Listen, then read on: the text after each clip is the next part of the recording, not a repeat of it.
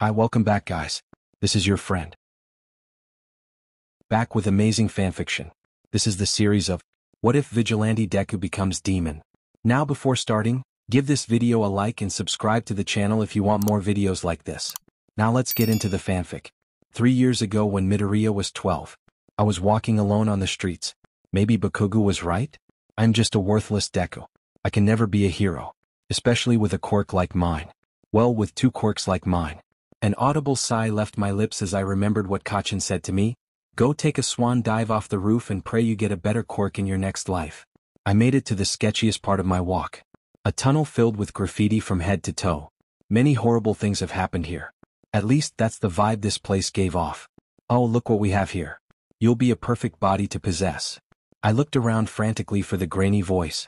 Suddenly, a giant mass of green goo emerged from the drain to my left. I couldn't breathe as the goo went into my mouth, flowing down my throat and blocking my airway. I writhed and clawed, trying to get the goo away from me so I could breathe. However, my hands were just simply going right through him. Just relax, in about 20 seconds you won't have to worry about anything anymore, the smug goo villain cooed sadistically. My lungs were about to explode when I heard, "Do not fear, I am here." I recognized the voice as All Might. Silently, I prayed he would save me. I'm not ready to leave this world, not yet. I was close to losing consciousness when I heard, Dallas smash. Suddenly I was knocked from the villain's clutches and into a wall. I watched, slightly dizzy, as All Might scooped the villain up in a bottle and walked over to me. Are you okay, boy? All Might asked me. Why is TD thank you, All Might? I stuttered, still trying to catch my breath. No problem, kid. Well, I must get going. Wait. I have some questions to ask you. I tried getting his attention but he was already preparing to jump into the air. With a split second to spare, I clung to his leg as we shot into the air. His face contorted as he noticed I was hanging on his leg, screaming my heart out. He tried to get me off but I quickly shouted, "Don't let me go, if I fall from up here I'll die." Ah, that's true, All Might agreed. He sat down on a building and I got off of his leg. He turned to face the railing, his smile bright. Young boy, I must be going. I have to turn this villain in.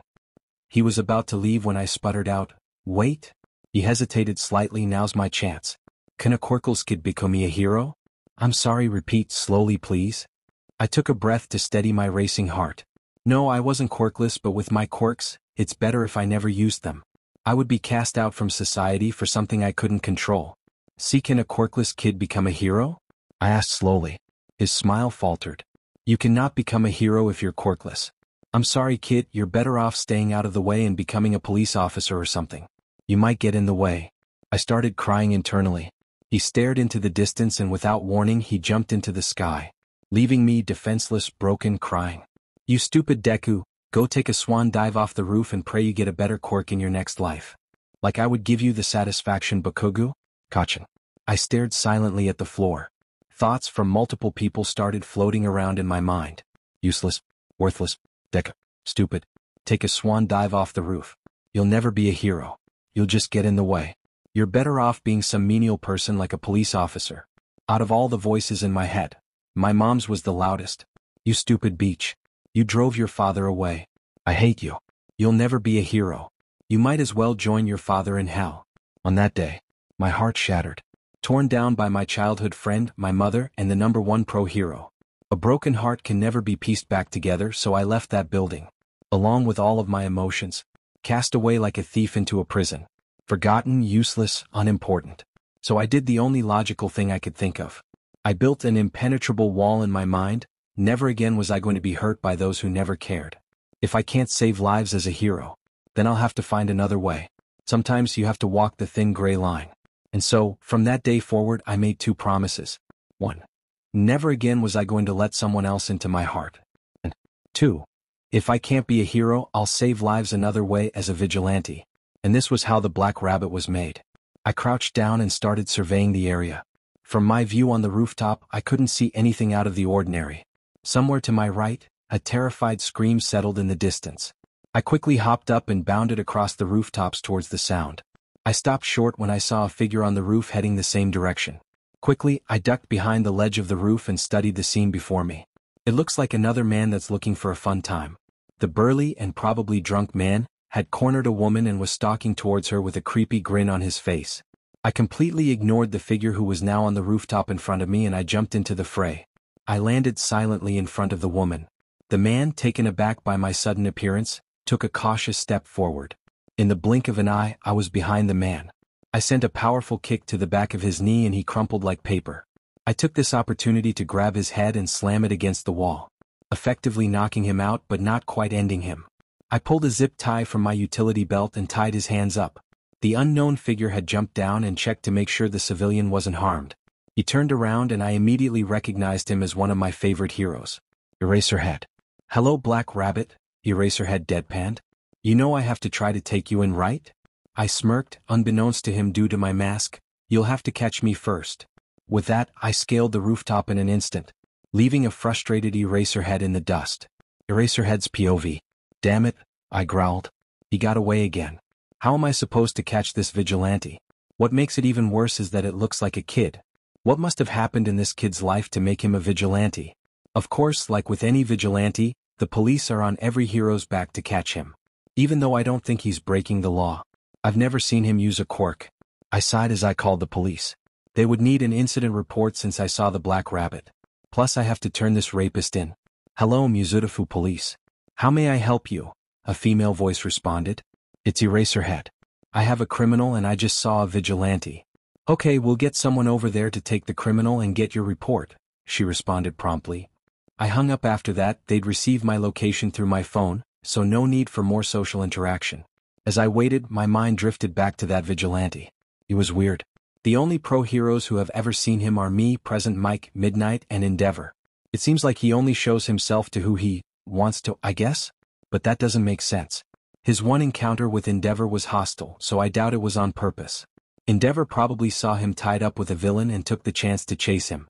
Of course, everyone else who has seen him has tried to chase him, including me. But somehow he ended up disappearing. It's like he has some type of invisibility quirk. But I don't think he does. I heard the faint sound of sirens in the distance. I sighed in exasperation. This might take a while. Izuku's POV. I stumbled into my room exhausted. I had just finished an 8-hour patrol. The night had been pretty quiet, but I did meet Eraserhead again. Eraserhead was basically the only hero I looked up to. He doesn't like all the attention and fame that comes with being a hero. He saves people and doesn't get gratitude in return. But even so, he continues to save people. He is one of the very few heroes who aren't corrupt, like Endeavor. I hate Endeavor. Not only is he a hero who just wants fame, money, and to be number one, but he also ends villains and civilians alike without reason. I shuddered remembering my encounter with him last month. Silently, I got out of my vigilante outfit and put it away in a secret compartment under my bed. I eased into some pajamas and hopped in bed. As I lay in bed, I wished my life was different. I wished my mom didn't blame me for my dad leaving her. I wished heroes weren't corrupt. I wished I didn't have to hide the truth. "HUI Beach," my mom yelled, barging into my room. "You got a letter." She threw it at my face and slammed the door on the way out.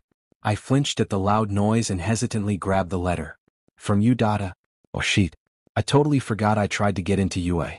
I hastily ripped open the letter. A hologram appeared above the letter and it was All Might. I grimaced at the sight of him. "Congratulations. You have qualified to enter U.A. I gaped at the hologram, tuning out the rest of All Might's words. I mean, I can't say I didn't expect this. I have literally already finished college. A perk of one of my quirks is extreme intellect.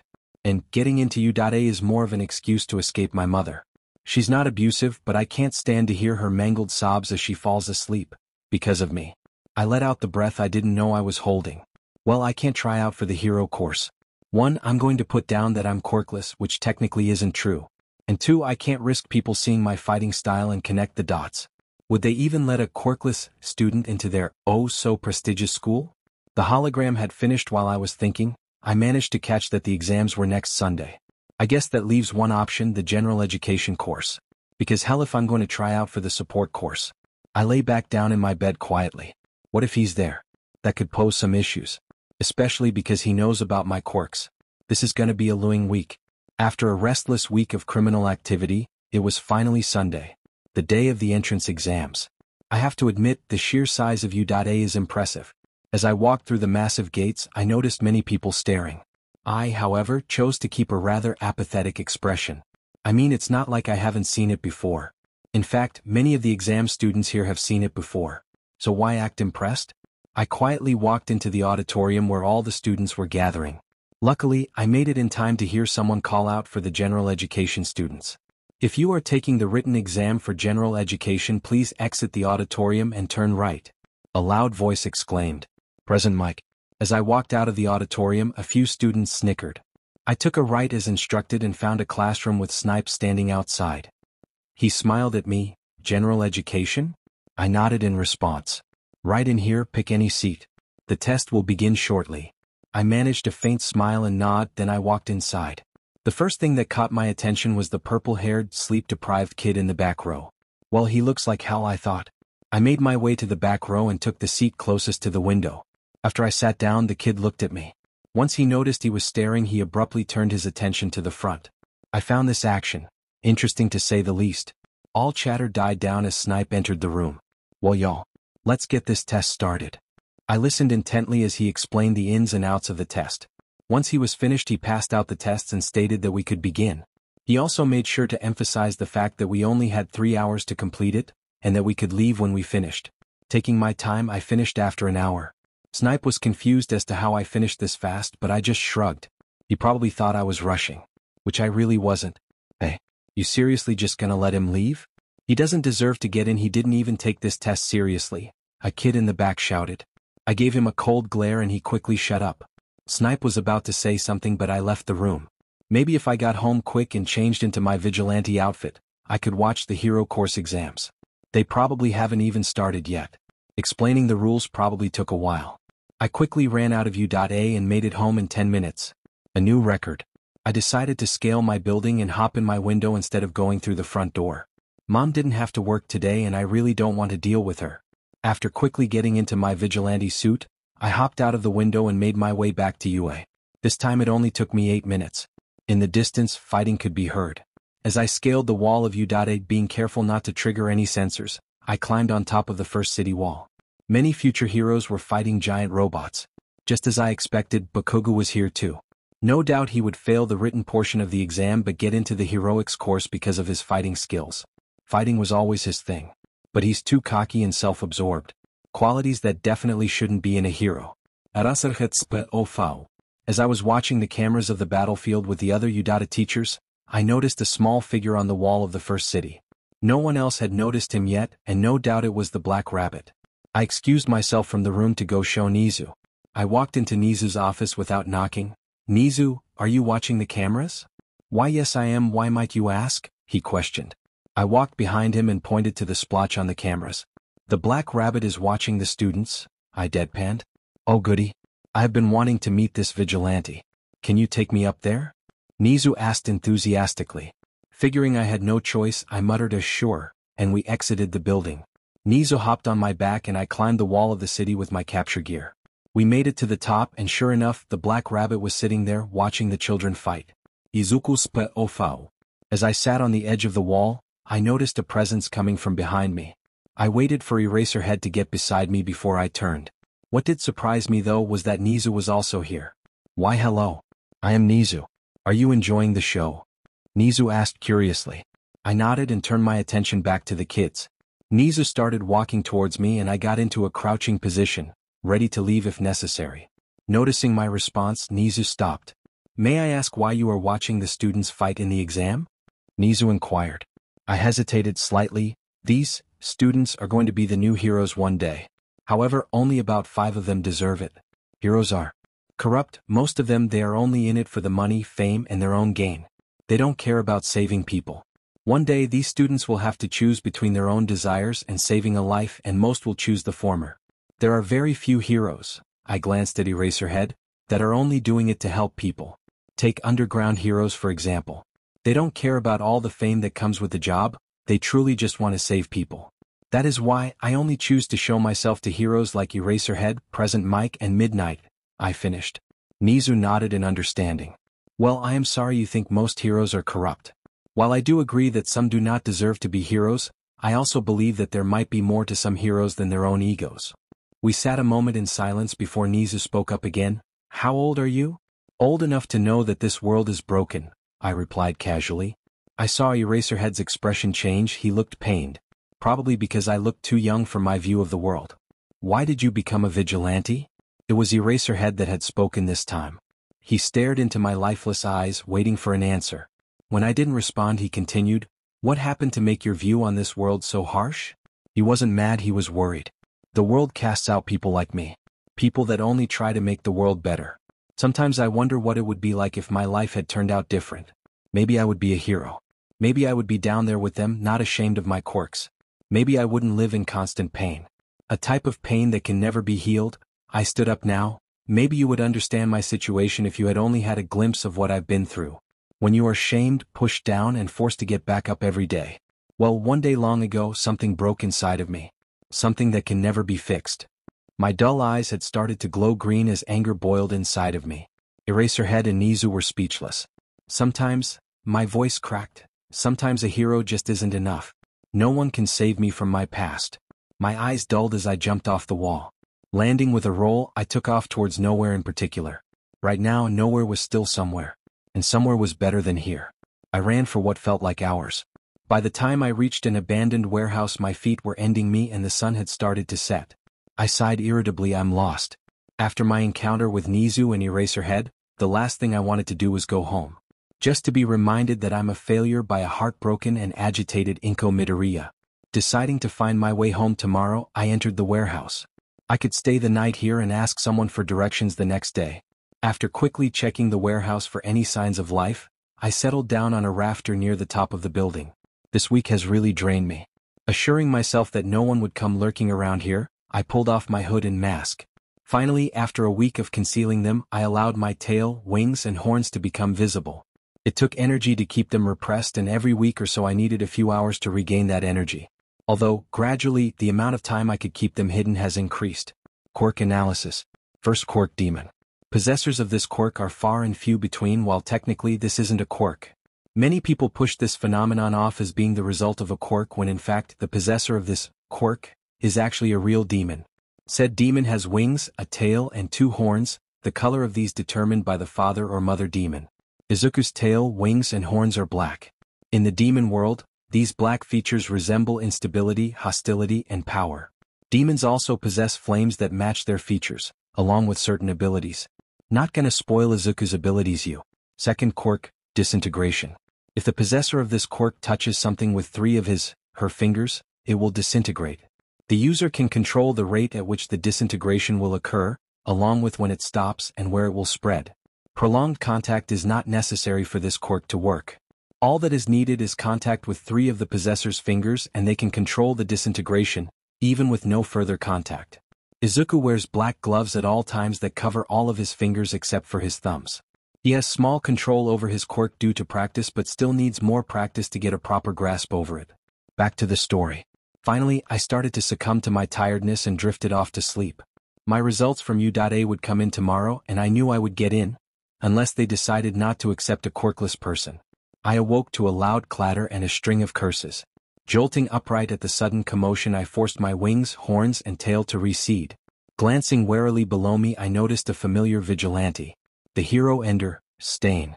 He didn't seem to notice my presence as I jumped down from my rafter, landing quietly behind him. His arm was bleeding heavily and the loud clatter must have been from him knocking over a box with metal pieces in it on his fall to the ground. Stain, I greeted monotonously. He visibly jumped, no doubt caught off guard by the fact that he wasn't alone. As he was about to attack me, his gaze softened slightly, his muscles relaxing in the process. Black Rabbit. What brings you to Hosu? I managed to run all the way to Hosu? Holy shit, I'm a solid hour and a half away from Yuzudafu. Well, I didn't intend to end up here. I was just running aimlessly after an encounter with someone, I replied casually. Need some help? I gestured to the large gash on his arm that was still bleeding profusely. Nah, I'll be fine. He quickly got up and rummaged around in a box before pulling out some gauze and wrapping his arm up. I can't say I'm surprised to see Stain here. Hosu is basically his district, while he occasionally moves to avoid suspicion. This is his hometown. We've met before in Yuzudafu and shared some conversations. I respect what he does, only taking out corrupt heroes. He truly does make the world better. And despite everyone's judgment of him, he's a vigilante, not a villain. Did I accidentally stumble across your base? That you did, but I don't mind much. Besides, what or who to be exact happened to your arm? Ryukyu happened. That woman is feisty, especially when she's a giant pink dragon with oversized claws. Ouch. Ouch indeed, young one.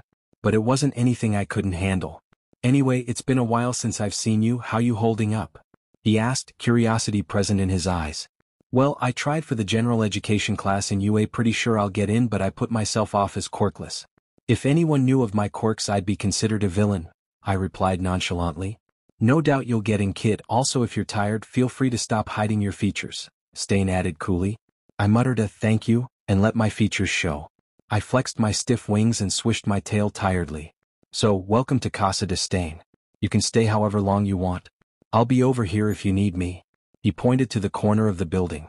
Okay, however, I need to get back to Mizudafu, so I'll be leaving. See you later, Stain. I heard him muster a bye before I left the building. It was early morning, so very few people were on the streets. Deciding it would be more time efficient and relaxing to fly there, I did. Stretched my wings and took off into the air. After about 10 minutes I arrived at Mizudafu.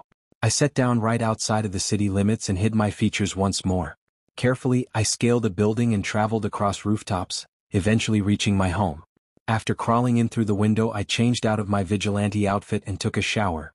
I came back into my room to notice a letter was on my desk. No doubt my mom had put it there while I was in the shower, seeing as it wasn't there when I arrived. I hastily got dressed and sat down at my desk. Carefully, I opened the letter and another hologram shot out. This time it was Snipe. Hello, student. I would like to tell you that you got into U.A's general education course. Congrats. Please pick up your uniform from the school tomorrow. The first day is Wednesday. The hologram then disappeared and I closed the letter and threw it in the trash. So tomorrow I have to pick up my uniform and school starts the day after. Even though school was going to be way too easy for me, I silently thanked the heavens. This just gives me more reason to be out of the house and, on the more sad side, socialize.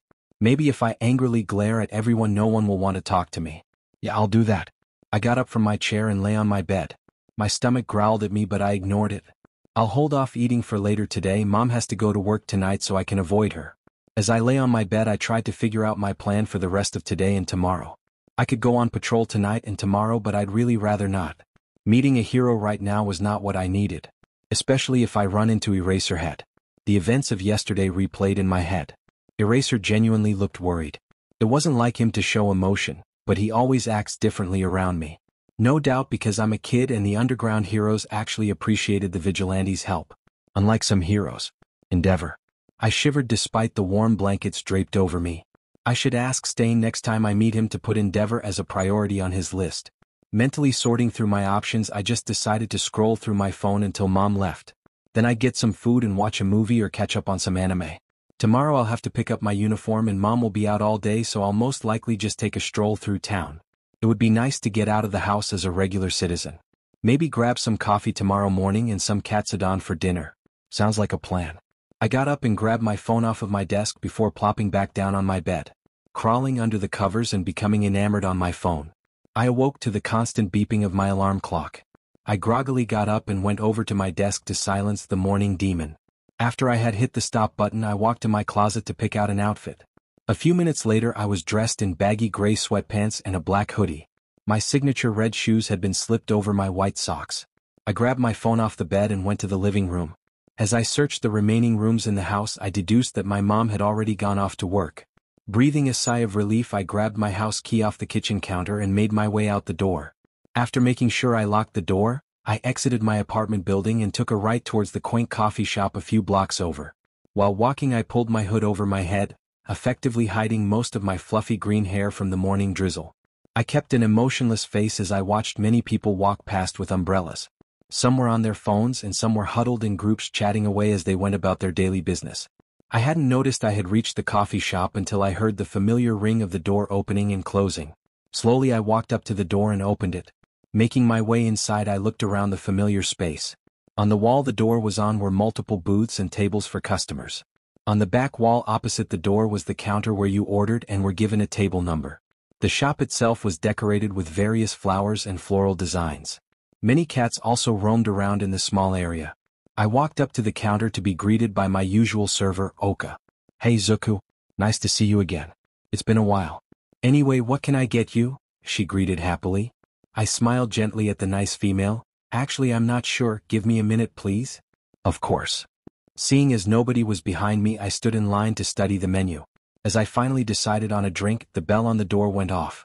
I didn't have to turn around to tell who had entered. "Come on, Aizawa, you're so slow," Hizashi whined. "You're just too fast," Aizawa responded lazily. I could sense the two had walked up behind me as I pulled down my hood. The last thing I wanted to do was look suspicious in the presence of two pro heroes. "You ready, Zuku?" Oka asked patiently. "Yeah." I leaned next to Oka's ear to tell her my order. "I'll take an amazake, please," I whispered quietly, making sure the heroes didn't hear. I leaned away from her ear after I finished.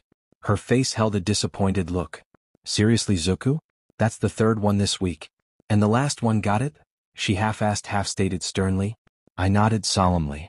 "I'm serious, Zuku. You really should stop." "Geez, I don't need a lecture on it. You have other customers to attend to, I'll be at table 7. I was fully aware of the quizzical looks the two pros were giving me. They had no idea what had warranted that reaction from Oka. I could feel them staring at me as I walked over to my favorite table.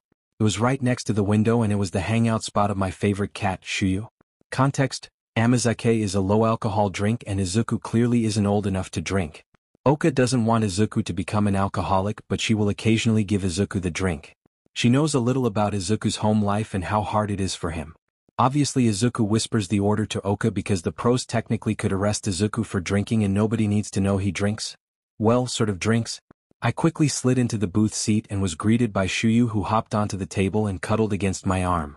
Shuyu is the most aggressive cat and she will only let Izuku near her.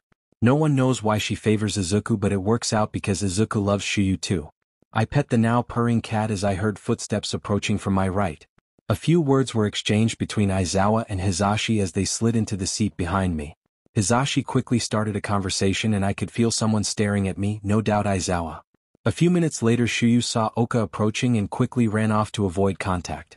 Oka had 3 drinks and a chocolate cake on her platter. Who orders a chocolate cake for breakfast? Well, a piece of chocolate cake, but still. Oka approached me first. "Here you go, Zuku. Oh, and I forgot to ask. Yumi wanted to see if you could watch over the cats this weekend. We'll be shutting down for a few days and no one can come in to take care of them." "Sure. I don't think I'll be too busy this weekend. I mean, besides some business I have to take care of." She smiled warmly. "Thanks, Zuku. You're a lifesaver." "Anytime." I watched as Oka walked to the table behind me and handed Aizawa and Hizashi their coffees and Hizashi his chocolate cake. I slowly sipped at my drink, tasting the familiar flavor once again. Behind me I heard the two pros talking in a hushed tone. Not even. A minute later Hizashi casually slid into the seat across from me. I looked up from my drink with an apathetic expression. My green eyes dull like usual. "Hey there." Hizashi greeted enthusiastically. "What do you want, Present Mike?" An Eraserhead stopped staring at me, I responded monotonously. Hizashi looked surprised that I noticed Aizawa was staring at me. He also was probably surprised by my blunt response. Maybe he thought I'd be all fanboy on him because woohoo, it's a hero. Not impressed. "I just figured you'd like some company." "Did I say I wanted company?" I asked harshly. Hizashi flinched and Aizawa had now come to stand beside the table. "You shouldn't disrespect the people you'll be working with one day," Aizawa deadpanned. "And what makes you think I'll be working with you?" I asked. "I saw you at UA. You took the exam, did you not?" he questioned. "Yeah, I took your stupid exam. I'm in general education. Also, I never said I wanted to be a hero. That was just something you expected from me like any other normal teenager. Anyway, I'll be going. I'm sure you wouldn't want some quirkless kid like me ruining your hero's prestigious morning." I took out my wallet, left a tip on the table, and abandoned my drink to walk out of the cafe, leaving a speechless Hizashi behind. Aizawa, however, had different thoughts on this strange kid. He couldn't stop thinking about him. His lifeless green eyes, his monotone voice, just his general way of thinking. Did he know that kid from somewhere? I left the cafe without another word. Luckily I had already paid so I could leave without having to awkwardly wait at the front counter after our little conversation. I wasn't intentionally trying to be that rude, but honestly, I'm not feeling today. I could care less if I hurt those heroes' feelings. I sighed as I walked down the streets. The drizzle had stopped and the rising sun was making little rainbows everywhere. Checking the time on my phone, I started heading in the direction of UA. Today is when we're supposed to get our uniforms and a tour of the school and our classrooms. Of course, I already have the map of UA memorized, so in all reality I'm just going to grab my uniform and sneak away. After about a 20-minute walk I finally reached UA. Multiple people were waiting outside of the school and talking. No doubt waiting for the tours to start. Technically you're required to attend the tour, but, yeah, no. I have plenty of other stuff to do at home. I walked past all of the people and made my way to 1C. This was going to be my homeroom for the school year. Well, unless I get moved up to the hero course, that is. Upon entering the classroom, my eyes landed on a purple-haired boy. He was standing next to all of the uniforms, probably looking for his. I didn't take my eyes off of him as I saw my uniform out of the corner of my eye. In a split second, I had grabbed my uniform and walked over to the mysterious boy. Why am I walking towards this boy? I should just leave and avoid all social interaction. Why am I still walking? Hey, I muttered. The boy turned towards me, just now noticing my arrival. Hello, he responded tiredly. The eye bags under his eyes were the most prominent feature of his face, well, that and his pastel purple eyes. They emitted a sense of stay away, I don't care and I'm tired. I'm Izuku Midoriya, who are you? I asked lazily. Hitoshi Shinso, nice to meet you or whatever. A moment of silence passed before he spoke again. I'm not good with social interactions, he admitted with a shrug of his shoulders. I smiled slightly, only noticeable to a keen eye. Same here. I just figured I might as well see who I'll be spending my time with here. He ran a hand through his fluffy hair before checking the clock on the wall. Well, I gotta go. It was nice meeting you. Yeah, you too. I stared at him as he exited the classroom. A dull ache started in my chest. My eyes widened as I realized what was happening. No. This can't be happening. Why now? Why me? After all these years I think I'm falling in love. I aimlessly ran until I eventually made it to the local park. My heart was beating 100 miles a minute and I couldn't seem to catch my breath. This can't be happening. It's been so long since I've loved anything. Anyone. I can't allow anyone to get close to me. If anyone found out who I was, they would hate me. My heart would get broken again. I looked around for a bench to sit on but realized I was on one of the walking paths. All around me kids played tag with each other and shared gossip. One girl was hugging her mom's leg. Another was chasing a boy around a tree. A couple to my right were carving their initials into a cherry blossom. I watched as the petals fell from the tree and they shared a kiss. My heart ached. I shut my eyes and ran out of the park, using my other senses to find my way back to the apartment.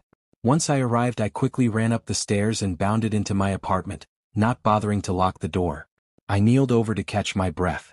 My eyes started to water as the pain became unbearable. I slammed my fist on the wall. Control yourself. Breath. I took steady breaths and walked to the kitchen. I carelessly opened the cabinet and grabbed a glass. I went to set the glass down only to realize there was no more glass in my hand. I turned my attention to the ground and noticed the pile of ash. I forgot to put my gloves on. I cursed under my breath and left the kitchen, leaving a mess behind. At this point I could care less about cleaning. I walked to my bedroom and flopped down on the bed. Being careful to lay my hands off the bed, I snuggled into the warm covers and closed my eyes. This has been a long day and it's only 2 p.m. I woke up to the sound of birds chirping. I got out of bed and looked at my clock. 7:30. Holy shit, school starts in 30 minutes. I rushed to my closet to get changed and sprinted into the bathroom. Brushing my teeth as fast as I could, I also brushed my hair and packed my school bag. I looked at the clock as I left, grabbing a bagel on the way out. 7:42, crap. It takes 20 minutes to get to U.A from here. I slung my bag over my shoulder and bolted out of the apartment complex. By the time I reached the school, I was wheezing for air and trying to find my locker. After the first bell rang signaling class was about to begin, I said, F it, and sprinted to my classroom. My bag was still slung over my shoulder and I walked into the classroom a millisecond before the bell rang. I slowly walked to my seat and sat down.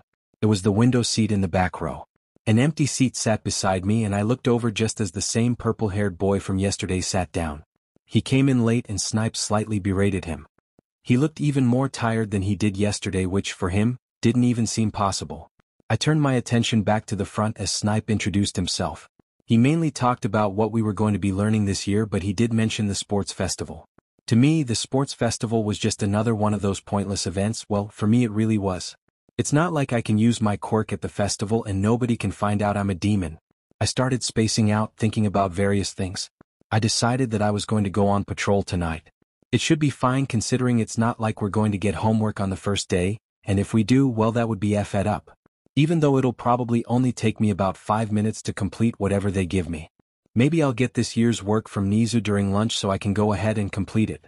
I was cut out of my thoughts by the bell ringing. I quickly packed my stuff and headed to my locker. Luckily I caught a glance at it during my rush to my classroom so I knew where it was. Just as I opened my locker, a hand slammed it closed. I looked to the source of the disturbance and my breath caught in my throat. Bakugo. Oi. What the F are you doing here, ShinDeku? Bakugo spot. I kept an emotionless face and didn't respond. FING answer me. He shoved me into the locker. I ignored him and started walking off to my next class. He ran after me. Don't you walk away from me. He came in for a right hook but I quickly turned around and grabbed his fist. As a demon, I have enhanced strength and resilience so the tiny explosions he emitted from his palm didn't affect me even though I was holding his hand. He grunted in frustration as I twisted his arm behind his back and kicked his knees in. He abruptly fell and I continued to walk past him.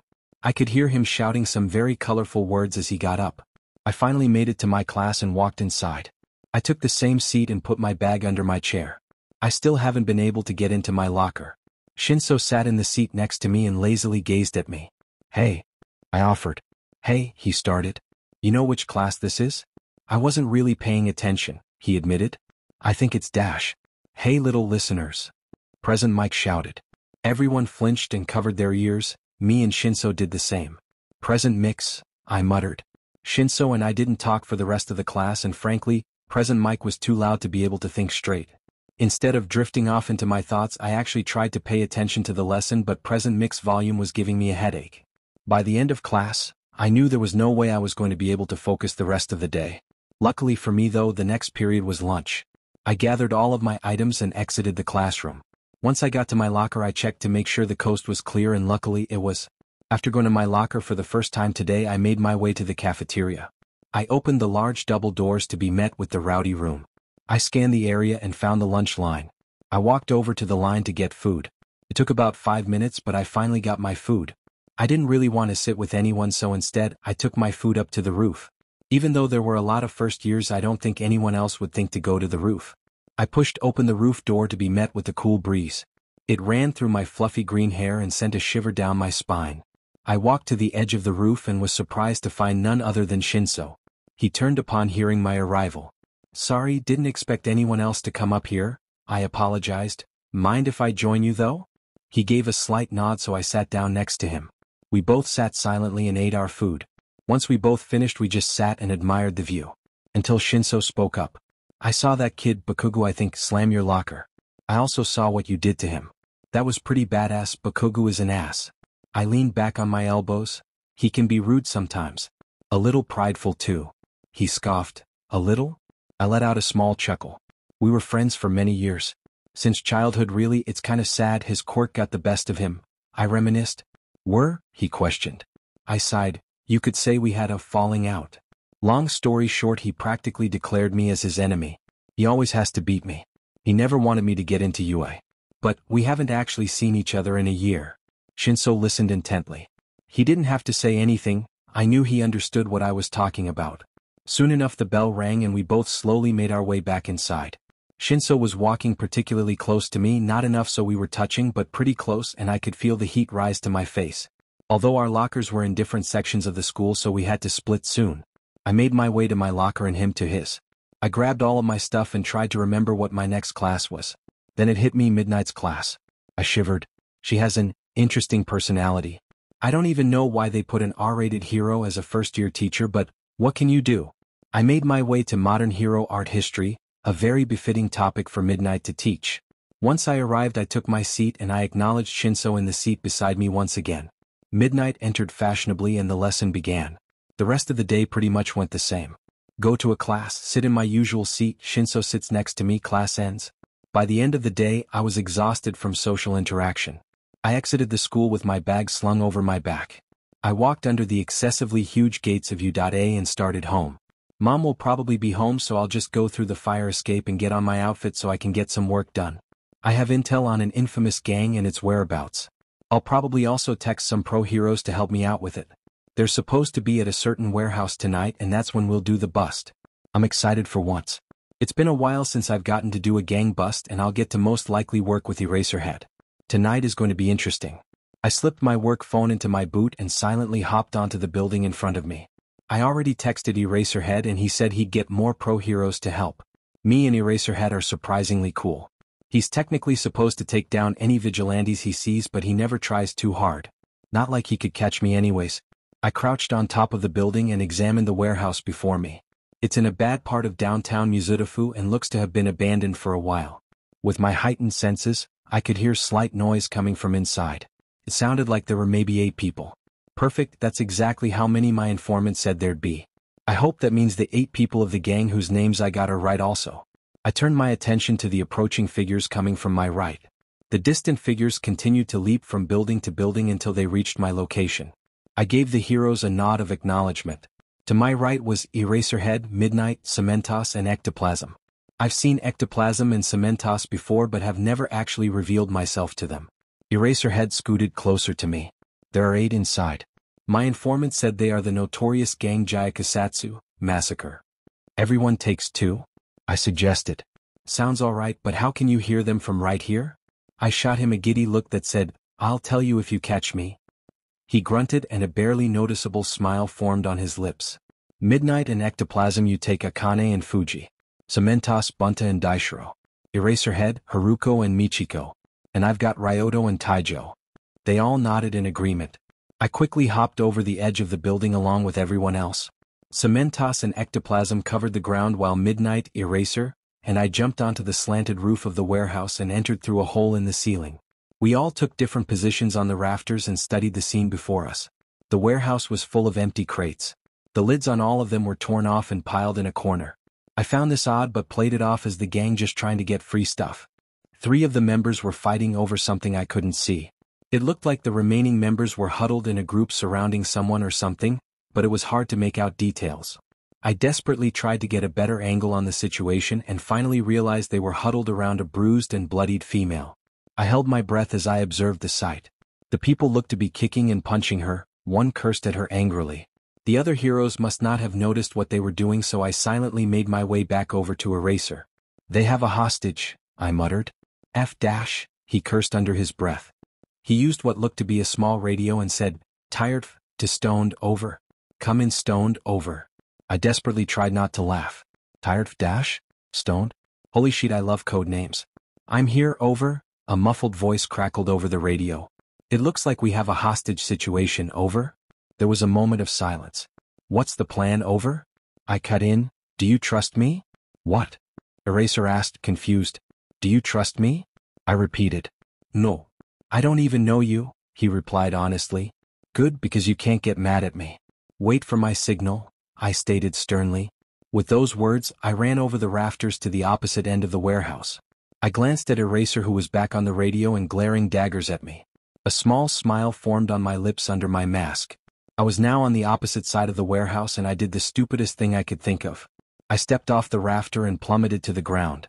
I landed on top of the crate lids and they rattled upon the sudden impact. All of the gang members abruptly turned to face me.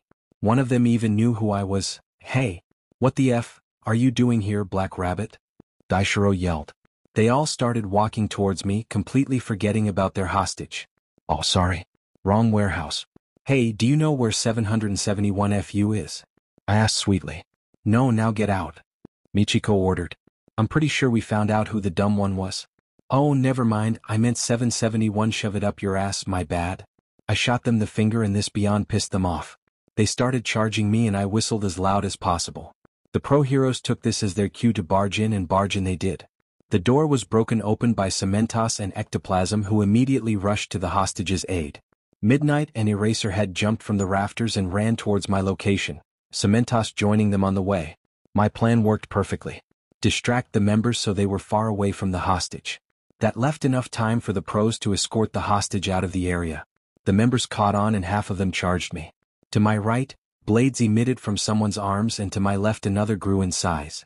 I got pushed back into a wall by a gust of air from Fuji and electricity crackled from Daishiro. The remaining 4 members turned the opposite direction to fight the pros. I fell onto my butt after making contact with the wall and Michiko swung her sharp arms at me. I managed to scramble to my feet in enough time to barely dodge her blades. I gripped her non-sharpened arm, stepped on her foot, and then pushed her head into my knee.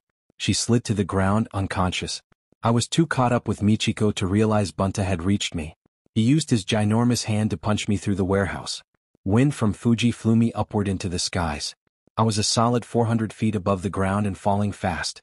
My head spun as I tried to make sense of the situation. I blinked my eyes into focus to see that I only had another 100 feet until I went kersplat. I mentally cursed myself for what I was about to do. I debated it until just as I was about to hit the ground, I made a split-second decision and released my demon features.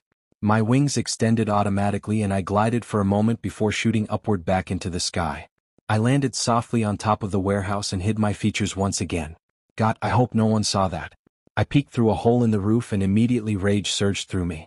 Cementos was trying to make walls around Ectoplasm's body whose many clones, including himself, had been electrified. But just as fast as the walls would reform, Bunta would knock them down with ease. He was about 15 feet tall and had the muscles to go with it. Behind Cementos was Midnight. She had already put Akane to sleep but was being pummeled by Taijo, who was immune to her quirk because she was a female. Taijo seemed to be disappearing and reappearing. She would vanish just as Midnight would throw a punch and reappear behind her with a rebound. Eraserhead wasn't doing too good either. He was being quadruple teamed. Daishiro would send electricity sparking towards Eraser and he would have to disable Daishiro's quirk to save himself but immediately get knocked down by wind from Fuji. Once he was on the ground, Eraser would refocus on Fuji and fend him off but get scared due to Haruko's emotion manipulation and in turn, beat up by Ryoto's hard hits quirk. This cycle just kept repeating and my insides boiled with anger. I subconsciously went full demon and I felt my features appear. I drifted to a stop on the warehouse floor and the black flames surrounding my feet scorched everything they touched.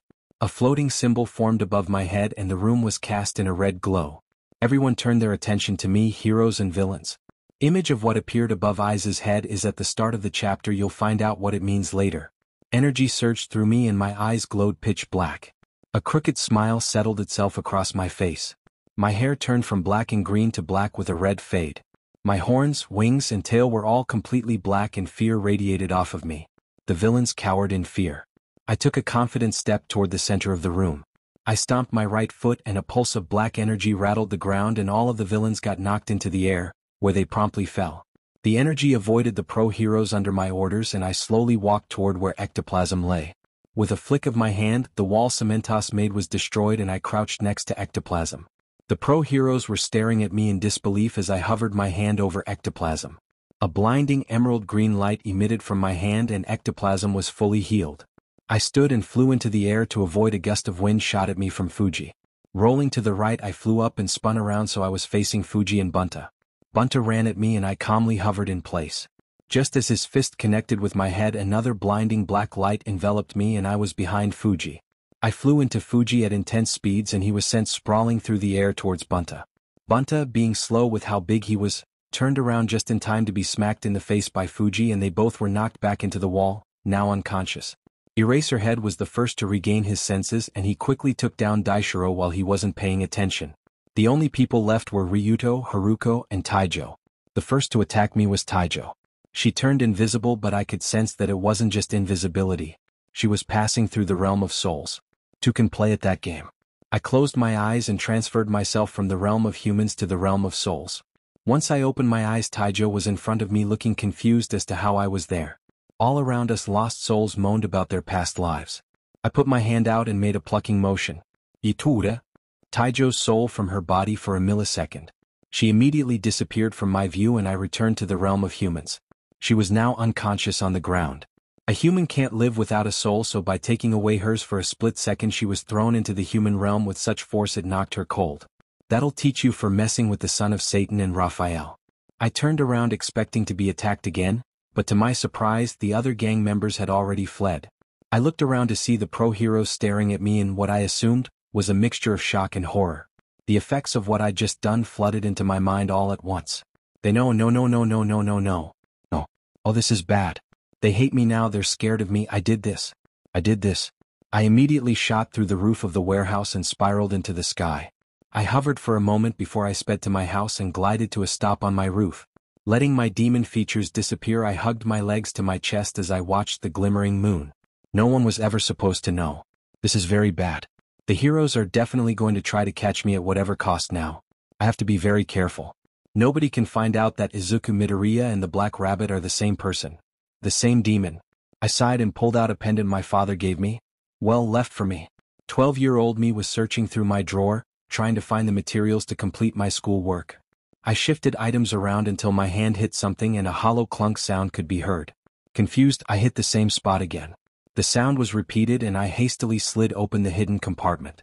How have I not noticed this yet? I pulled out the small envelope that was ridden with dust in the hidey hole. I blew the dust off the envelope and sneezed as my allergies kicked up. Carefully, I opened the envelope and turned it upside down. A note fell to the ground along with a small pendant. I picked up the pendant and examined it. I immediately recognized it as my father's symbol. I laid the pendant on the ground and unfolded the note. Dear Izuku, I know you have so many questions for me and someday maybe I can answer them. But for right now, you know what you need to. Enclosed in this envelope is my symbol in the form of a pendant. I give this to you for safekeeping. This pendant is infused with holy water and jasmine, courtesy of your mother. If you ever feel out of control, hold this necklace. You will learn to control your demon over time, but it is difficult, even more so with you being so powerful. I'm so sorry I could not be in your life. I did not want to drag you into my affairs, and that is why I left, to protect you. Please understand that. You must also recognize the power you hold. This can be used for good or evil. What you use it for is up to you, but realize the consequence of your actions. I promise it will all make sense to you one day. Sincerely, your father. I held the pendant in my hand. The soft scent of jasmine filled my nose, but the pendant burned my hand at the same time. I put the pendant away and put my head in my hands. Dad, I still don't understand. Why did you have to leave? Why do people have to be afraid of me? Why do I feel so wrong?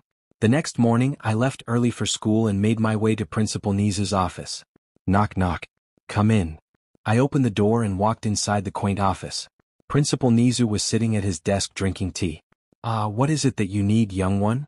I was gonna ask if you could give me all of the classwork, homework, and tests for general studies so I can go ahead and do them tonight, I responded casually. Nizu seemed taken aback by my response. Well, I suppose I shouldn't decline your request. He went over to a file and fiddled around in it for a minute before pulling a huge stack of papers out of it. I was honestly surprised he could carry that many papers. He plopped the papers on the desk and sat back down. I gingerly lifted the papers, which had to at least weigh 30 pounds, and exited the room with a thank you. I'm pretty sure the mouse/dog/bear thought I was joking, but alas, I was far from it. I carried the hefty stack of papers to my locker and neatly arranged them inside. After I grabbed my materials for class, I trudged off to the general studies homeroom. I expected to be the first student to arrive, but surprisingly Shinso was already in his seat. I took my assigned seat and leaned back. Hey Midoriya? Shinso attempted to grab my attention. I turned towards him and muttered a, Would you mind meeting me by the gate after school? I have something important to ask you, he whispered. It took me a minute to respond because I was wondering what Shinso of all people would want to ask me. Yeah, sure. He gave me a nod and turned back toward the front of the room. I shifted in my seat and closed my eyes. I couldn't really get to sleep last night, and if I can, I'd like to get some now. Midoriya. Snipe shouted. I jolted awake and turned toward the sound. Midoriya, the bell has already rung. Get your stuff and leave. Also, you'll be joining me for detention during lunch, he stated. I groaned and grabbed my stuff. Great, just what I needed. It's also a Friday. As if my day couldn't get any worse. Detention on a Friday. Well, at least I can get started on my schoolwork. I started out the door and made my way to my next class. I sighed and made my way towards Snipe's classroom. It's currently lunch and I have to, unfortunately, go to detention. I spotted Snipe's classroom up ahead and briskly walked over. I poked my head inside to see a few people had already arrived. Mentally preparing myself for possible social interaction, I stepped inside and took one of the open seats in the back. Looking around, I spotted a small, purple, grape-haired boy? I'm sorry, what? He was seated behind a girl with blue hair and seemed to be staring at her, but if I could slap him right now, I would. Over on the right side of the room there was another boy. This one was taller and had yellow hair with what looked like a black streak in it. ShinDeku, someone angrily muttered. I turned my attention toward the sound and noticed none other than Bakugo. Wow, this day seriously can get worse. I focused my attention back in front of me where my stack of papers lay. I figured since I now have 45 minutes of aggravating silence and motionlessness, I might as well get some work done. Ring ring. Students fled the classroom as the last bell of the day rang. I grabbed my stuff and followed the mob of teenagers out of the room and made my way to my locker. Between periods I managed to finish all of my work, so I'll just turn it all in on Monday. I put all of the essentials into my bag and waded through the crowd. Oh wait, Shinso needed to talk to me. I tried desperately to see over all of the excited students ready to leave school grounds. After a minute I spotted Shinso by the left side of the U-dotted gate. Careful not to get trampled, I made my way over to him. I'm short, okay? Geez, why you so judgy? Hey Shinso, I greeted. Yeah hey. I couldn't help but overhear the people muttering "quirkless freak" as they walked past me. Shinso spoke again, so I turned my attention back to him. So, I was just gonna ask if you would Lee dash. Oi, ShinDeku. F dash. I turned around only to be punched in the face by a very pissed of Bakugo. My legs almost gave out from the sheer intensity of the punch, but I remained standing, barely. My head was spinning 1,000 miles a minute.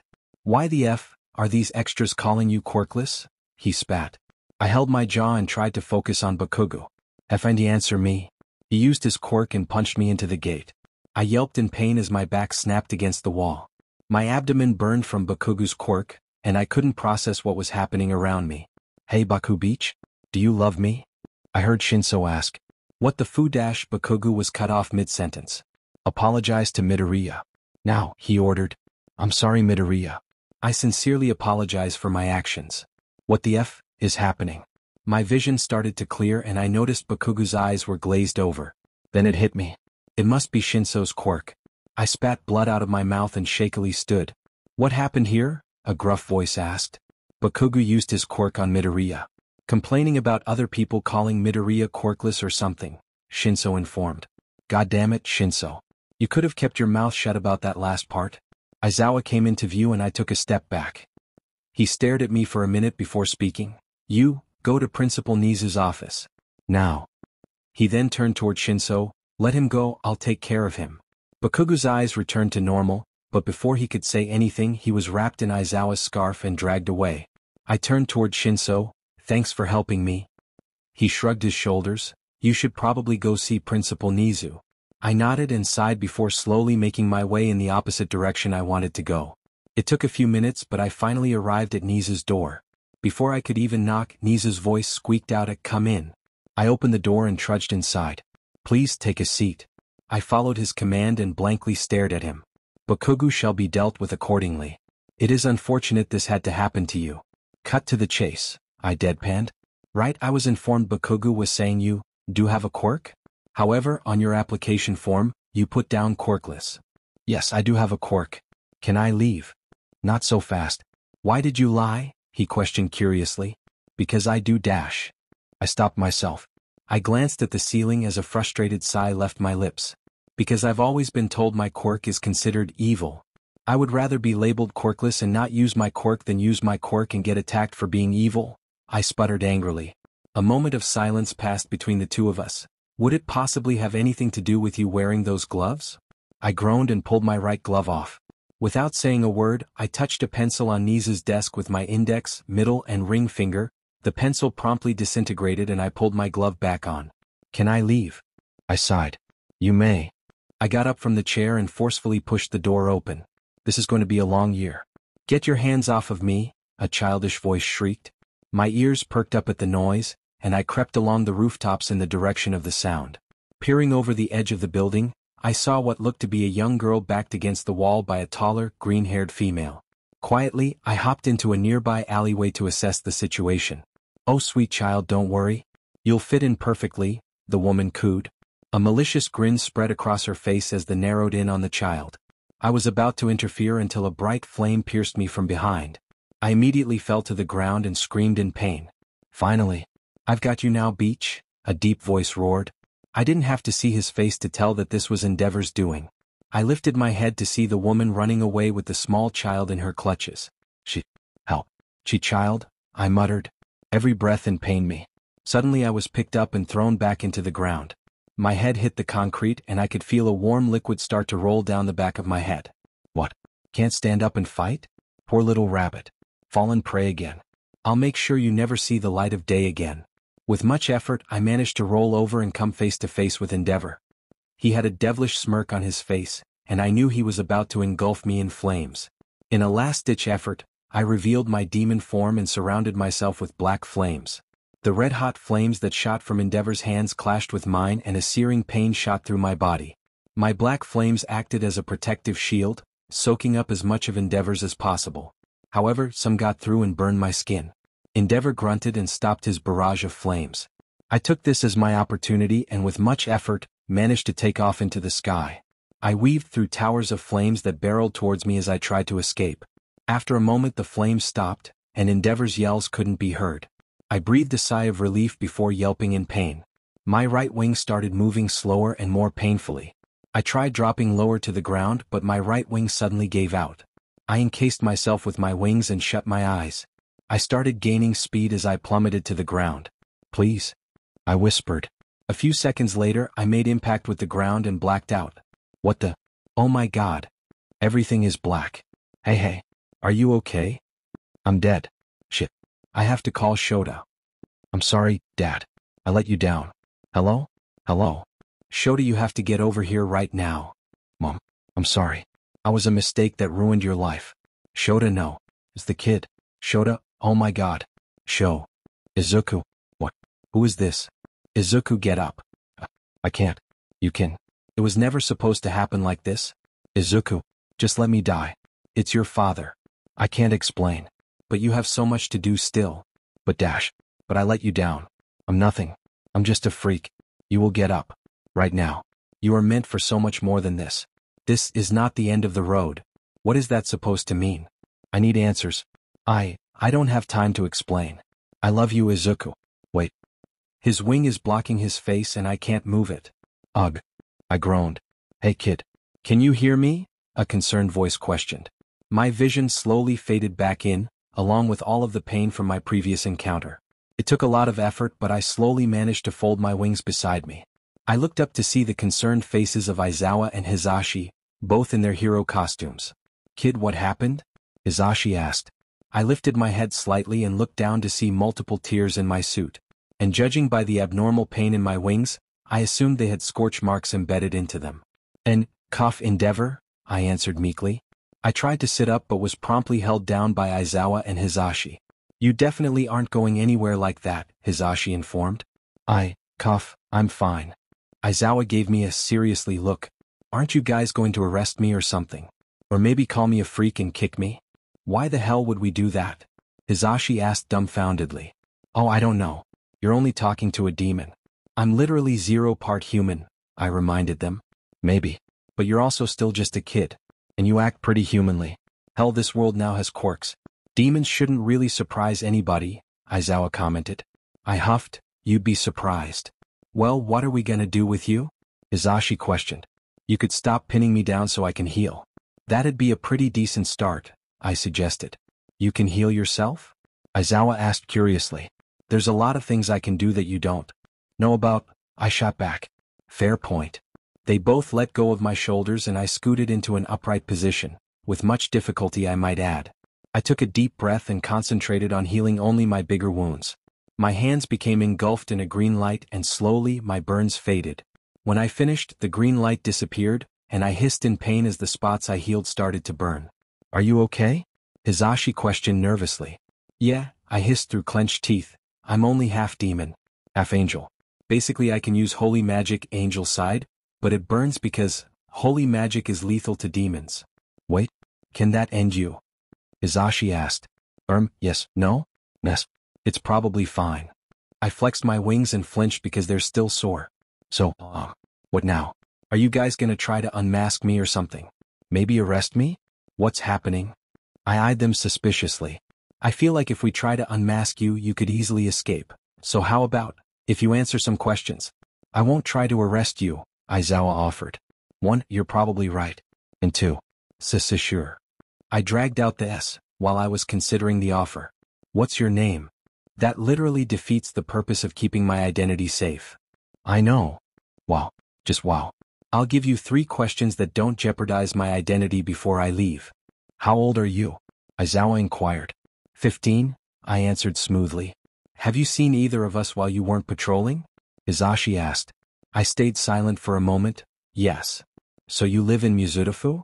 I didn't say that. 1 question. They thought for a minute before Aizawa spoke. Have I talked directly to you before while not in my hero costume? Bingo. With that, I took off into the sky. Hey Midoriya, a tired voice called. I turned to Shinso as he waved me over. I walked over to him and sat down on the edge of the roof. Setting my lunch tray gently beside me, I sighed before leaning back on my hands, the sun capturing itself in my view. A moment of silence passed before I spoke. "Thank you for what you did Friday." Shinso smirked and turned towards me. "Your dumb ass would have died if not for me." I chuckled quietly. "Probably." A few seconds rolled by before the dreaded question arose. "I thought you didn't have a quirk?" Shinso asked shyly while looking away from me. I glanced over before answering. "I have a quirk, I'm just ashamed of it. I've been bullied all my life for being a villain. I guess I just figured being quirkless would be better." "I guess we have something in common then," he breathed. I curiously glanced over. "That would be?" "We're both ashamed of our quirks. We've both been bullied for having evil quirks. We both wish we would have been quirkless instead." He slowly focused his gaze back on me. We locked eyes as I spoke. "Sometimes I feel like there isn't anything left for people like us. The rejects per se, we walk behind everyone else just picking up the scraps." The gentle breeze picked up Shinso's hair and made it rustle. The cherry blossoms far below tagged along with the breeze, making a soft flurry of pastel petals. Shinso faintly smiled, a small blush tinting his cheeks. My own heart pounding in my chest. Maybe there is something left for us," Shinso cooed. Shinso slowly leaned in, my body unconsciously leaning towards him too.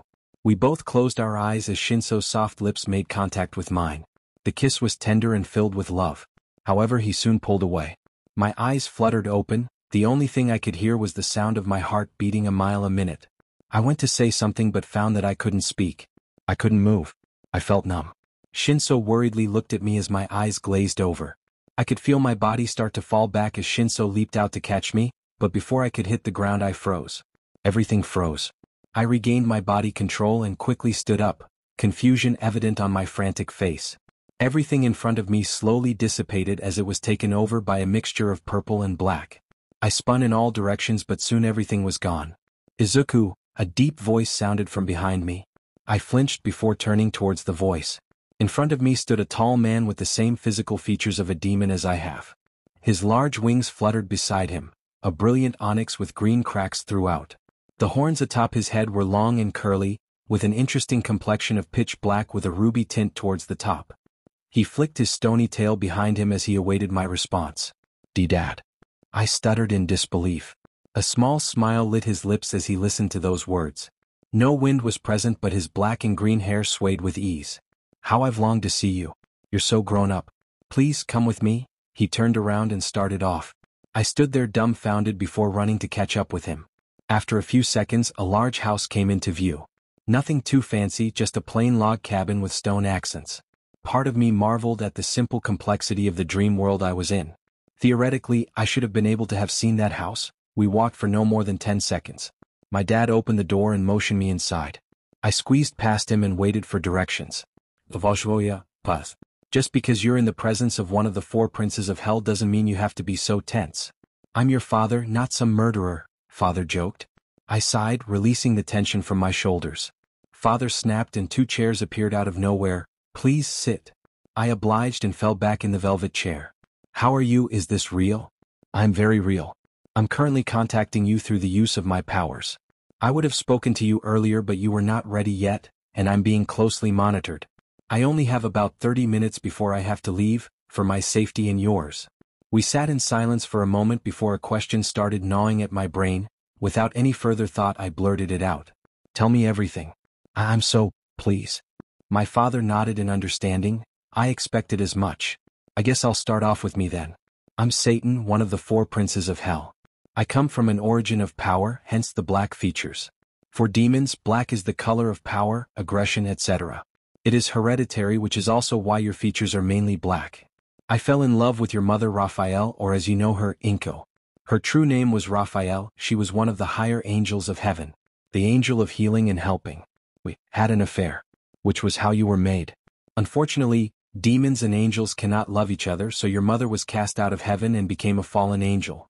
I was dishonored in hell, which is why I resorted to a life of crime working for the devil. I truly had no choice, and despite humans' understanding of demons, I do not want to do bad. Your mother hates you because no one would have found out about our affair if she hadn't gotten pregnant. So she blames you for me having to leave and she blames you for getting her cast out of heaven. I am truly sorry for leaving you with her, but with my predicament, I could never have taken you with me. My brain hurt from all the information I was learning, but if I only have 30 minutes with my father, I need to find out everything I can. Why do I have the powers that I do? And what about specific demon features? Like yours have 3 different colors on different locations. How does that work? Satan bit his lip before answering. About your powers. I'll try to explain this in the easiest way possible. By definition, I am the sin of wrath. This means my main abilities relate to destruction and decimation. But, unlike the other princes of hell, my powers delve into all aspects. Meaning I have a little bit of everything, but that my wrath powers are greater in strength and use. Powers are hereditary just like features. For example, a succubus child would become a succubus. And if a lower-level demon that only has the base powers of all demons were to have a child with a higher-level demon, the child would have a mixture of the two's powers. Makes sense. I nodded slowly, eager for him to continue. The colors of demons' features are a bit more complex. Obviously you know that each color has a different meaning. Well, you have green-tipped horns and I have red-tipped horns. My father, the devil, has maroon features. The rarest of all the colors and the one that symbolizes greed, power, government, etc. Basically, maroon specifically is only given to those in control, hence the devil is the king of hell. So you have red-tipped horns because his color was maroon? Satan looked away for a second. Not necessarily. This is where the complex part comes in. Most demons get the color of their features from their parents. However, we are special cases. Only demons with a very high power level get multiple colored features. Most demons get one color for their horns, wings, and tails. Something about the essence of demons make our features change depending on our positions in the government. The king gets maroon features. If the devil were to ever lose the throne, his features would return to the dull red that regular demons have and vice versa. The princes of hell and their children get black features. The children get black features because they will grow up to take their father's place. And other positions have other colors. So, regular demons have dull red and only get one color. But demons in the government get a special color, and they can have multiple colors. I asked confusedly. Precisely. Holy shit, this is a lot to remember, I muttered. Since you kind of understand that, I'll explain what mine and your colors represent. I have red-tipped horns because my father has maroon features. You have green-tipped horns because your mother has green features, although you've never seen her fallen angel form. And the reason you didn't get black-tipped horns is that your features are black. All demons in the government get multicolored horns. So you had to have gotten the green from your mother. Hopefully that makes sense. The wings are a little easier to explain. Every demon or angel has a designated color, basically the color that makes the main part of their features. You have green in your wings from your mother, but only a little bit of green. Just with the horns, you have to have multiple colors in your wings. It helps lower downs know your importance and it helps you stick out. You probably didn't notice, but if you look closely, I have some maroon in my wings from my father. My mother is complicated, so I won't explain to you why you have your mother's features and I have my father's. I leaned in to inspect my father's wings. Just like he said, small tints of maroon littered his feathers. I leaned back and thought out loud, why do you have streaks of green in your wings that connect and look like cracks? This is probably the easiest to explain. I fell in love with your mother's designated color was green, so I have green cracks in my wings. Just like how you have purple cracks in your wings. I nodded before furrowing my eyebrows in confusion. My wings don't have purple streaks in them. They're just black and green. Father smirked. They didn't have purple streaks in them, now they do. He snapped his fingers and a mirror appeared. I quickly hopped up to examine my wings. I gasped as I admired the newfound streaks in my wings. A pastel purple. Wait, Shinso's favorite color is purple? And his eyes and hair are? Exactly. I flinched from the sudden noise behind my head. You love that boy Hitoshi Shinso, he loves you too. So you now have purple streaks in your wings. A demon's love is eternal. We are much like werewolves in that manner, we love one person and one person forever.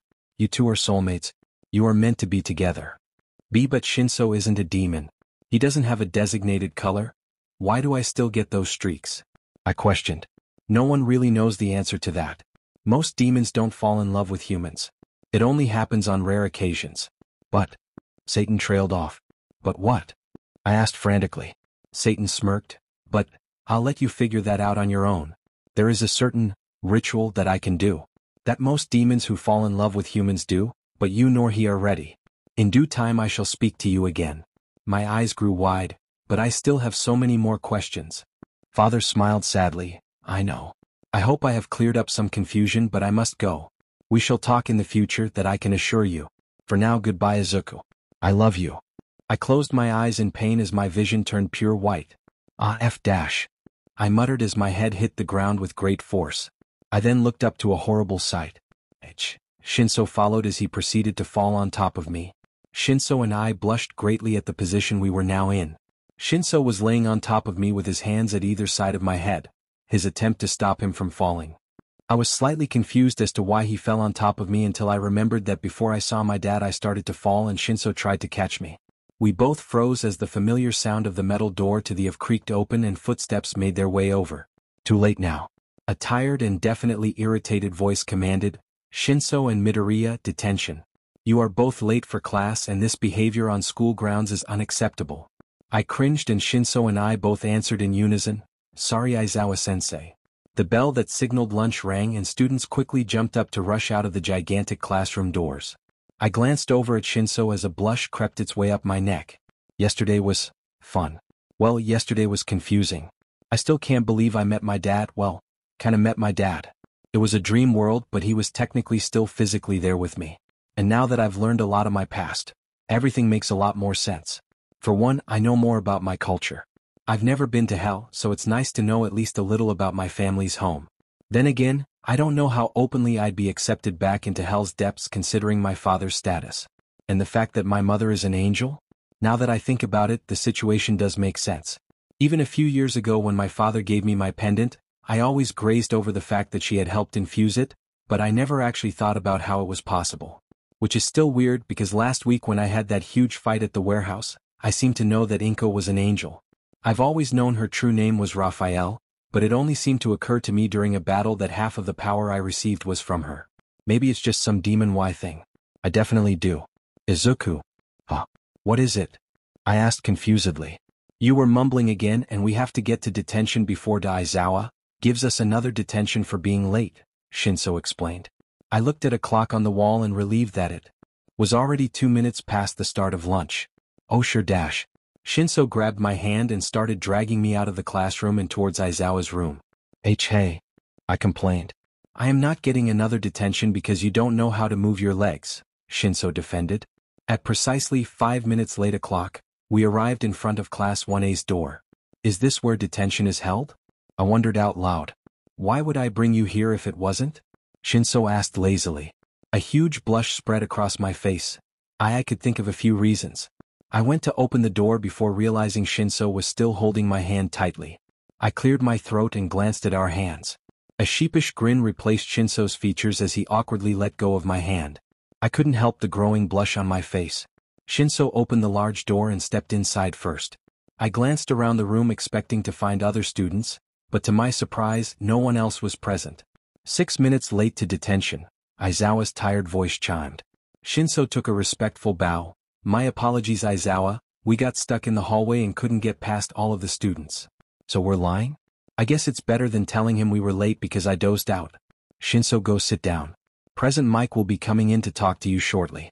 As for you, problem child, Aizawa glared at me, I need to talk to you. Follow me. Aizawa started walking out the door, not waiting for a response from either of us. I watched as a worried frown overtook Shinso's face as he went to sit down. I couldn't help the fear in the back of my mind as I followed after Aizawa. Aizawa's POV. I walked out of my classroom and stood outside as I awaited Midoriya to follow me. Far down the corridor, Hizashi finally came into view. It took him a hot minute to traverse the whole distance, but he finally arrived. Did you get lost? You were supposed to be here 10 minutes ago, I deadpanned. Sorry, Xia. There was a third-year fight that I had to take care of before I could come here, Hizashi apologized. I sighed. I need you to talk to Hitoshi, I'm going to chat with this problem child. Hizashi threw finger guns at me. Gotcha. I'll chat it up with that little lover boy in there. I glared at Hizashi as he brushed past Midoriya, who had finally decided to get his slow ass out here. Midoriya stopped shortly in front of me and stated, you needed to talk to me. First off, explain to me what was happening on the roof. And don't lie to me, I ordered. I briefly activated my quirk as a scare factor to hopefully persuade the problem child to tell the truth. Midoriya seemed a little tense before he calmed down to answer. Shinso and I were sitting on the roof eating lunch. Me being me, I stumbled backward while trying to stand up and Shinso tried to catch me. He missed and fell on top of me instead. That is when you found us on the roof. I listened intently as he explained, studying every aspect of his body to try to tell if he was lying. From what I could tell, he was telling the truth, but another part of me figured that that wasn't the whole story. However, I played dumb and accepted the answer. Is that all? He asked quietly. Not exactly. It seems that you do have a quirk. In other words, you lied to the school on your application. You do realize that you could be expelled for such actions? Besides, what was the point of saying that you were quirkless? If anything, it is the reason you didn't get into the hero course. Midoriya looked slightly irritated while I spoke. After I finished, he reluctantly answered, "You want the truth? I'm ashamed of my quirk. I don't even know how to control it properly." Midoriya lifted his gloved hands in the air. "I wear gloves because I'm concerned that I'll disintegrate something on accident, or hurt somebody in the process." I raised my eyebrows. Disintegration? I failed to admit that it reminded me a lot of the villain Shigaraki. Their quirks are similar. But I highly doubt this child is related to him. Disintegration is a powerful quirk. Dangerous if not used right. I thought for a moment. I'm going to schedule you some training sessions with Principal Nizu. He's good at getting people to control themselves, I decided. Midoriya looked taken aback and confused at the same time. I thought this was an odd response for him, being offered a chance to no longer live in fear of himself or his capabilities. Before I could get my next words out, he spoke. "Thank you for the offer, but I'm not going to jeopardize anyone or anything just because I'm a freshman who can't use his quirk properly." I kept an apathetic expression as I studied Midoriya's face. He seems to go out of his way to avoid contact with pro heroes. Anyone else would have been jumping at this offer. However, his eyes are what caught my attention. Some say the eyes are a window to the soul. Midoriya's eyes were guarded and dull. He looked as if his life had been stripped right out of his body. But at the same time he held sadness. Like there was a good reason he was so emotionless. "I wasn't giving you a choice," I decided. "I know I've seen this kid before." Midoriya tensed up more. "I don't recall asking for help," his tone getting slightly harsher. And then it hit me. "You are going, that is final. Now leave before I give you something more than detention," I ordered, biting back with the same force. Anger flared behind Midoriya's eyes as they started to glow ever so slightly, further confirming my suspicion. But before he could run his mouth again, he turned around and trudged down the hallway. The bell rang and Hitoshi came out of the classroom. He glanced at me before heading to his locker. With everyone besides Hisashi gone from the room, I quickly slid inside and closed the door. Hisashi looked at me with a confused look on his face before I spoke. "Zashi, I think I know who the Black Rabbit is. Trigger warning, depersonalization/derealization. Note, I am in no way trying to make fun of depersonalization/derealization, nor do I know how to accurately depict it. I tried my best. If this offends you, I am very sorry." I kissed Shinso. Holy hell, he kissed Shinso. And I saw Satan, my dad, who's been gone for so long, who ditched me. I shouldn't be happy, but I shouldn't be mad either. Apathy. Apathy should be all I feel, all that I shouldn't feel. Why did I feel so complete when I kissed Shinso? Why was I confused when I met my dad? I jabbed my hand against my head, longing for some sort of explanation. For something, anything to make sense. I spent months, no, years building my walls. Teaching myself to never show emotion, to never love, to, what am I thinking? All those years I just taught myself to not be human. Because I'm not human. Emotions, they're inescapable. No matter how hard I try to ignore them, I just can't. And no matter how much I wish to ignore Shinso, no matter how much I want to be alone, I can't. I don't know why, but being away from him right now, I feel almost incomplete. Like a part of myself is missing. But do I really know how I feel? I bit my lip and stood, slowly walking down the barren streets, away from UA. Rain droplets hit my face periodically like a clock, second hand ticking by ever so slowly. My hand seemed to move on its own until it was in front of my face, palm up. I watched listlessly as a single raindrop splashed onto my hand. It seemed to hesitate before slipping through the cracks of the parted fingers.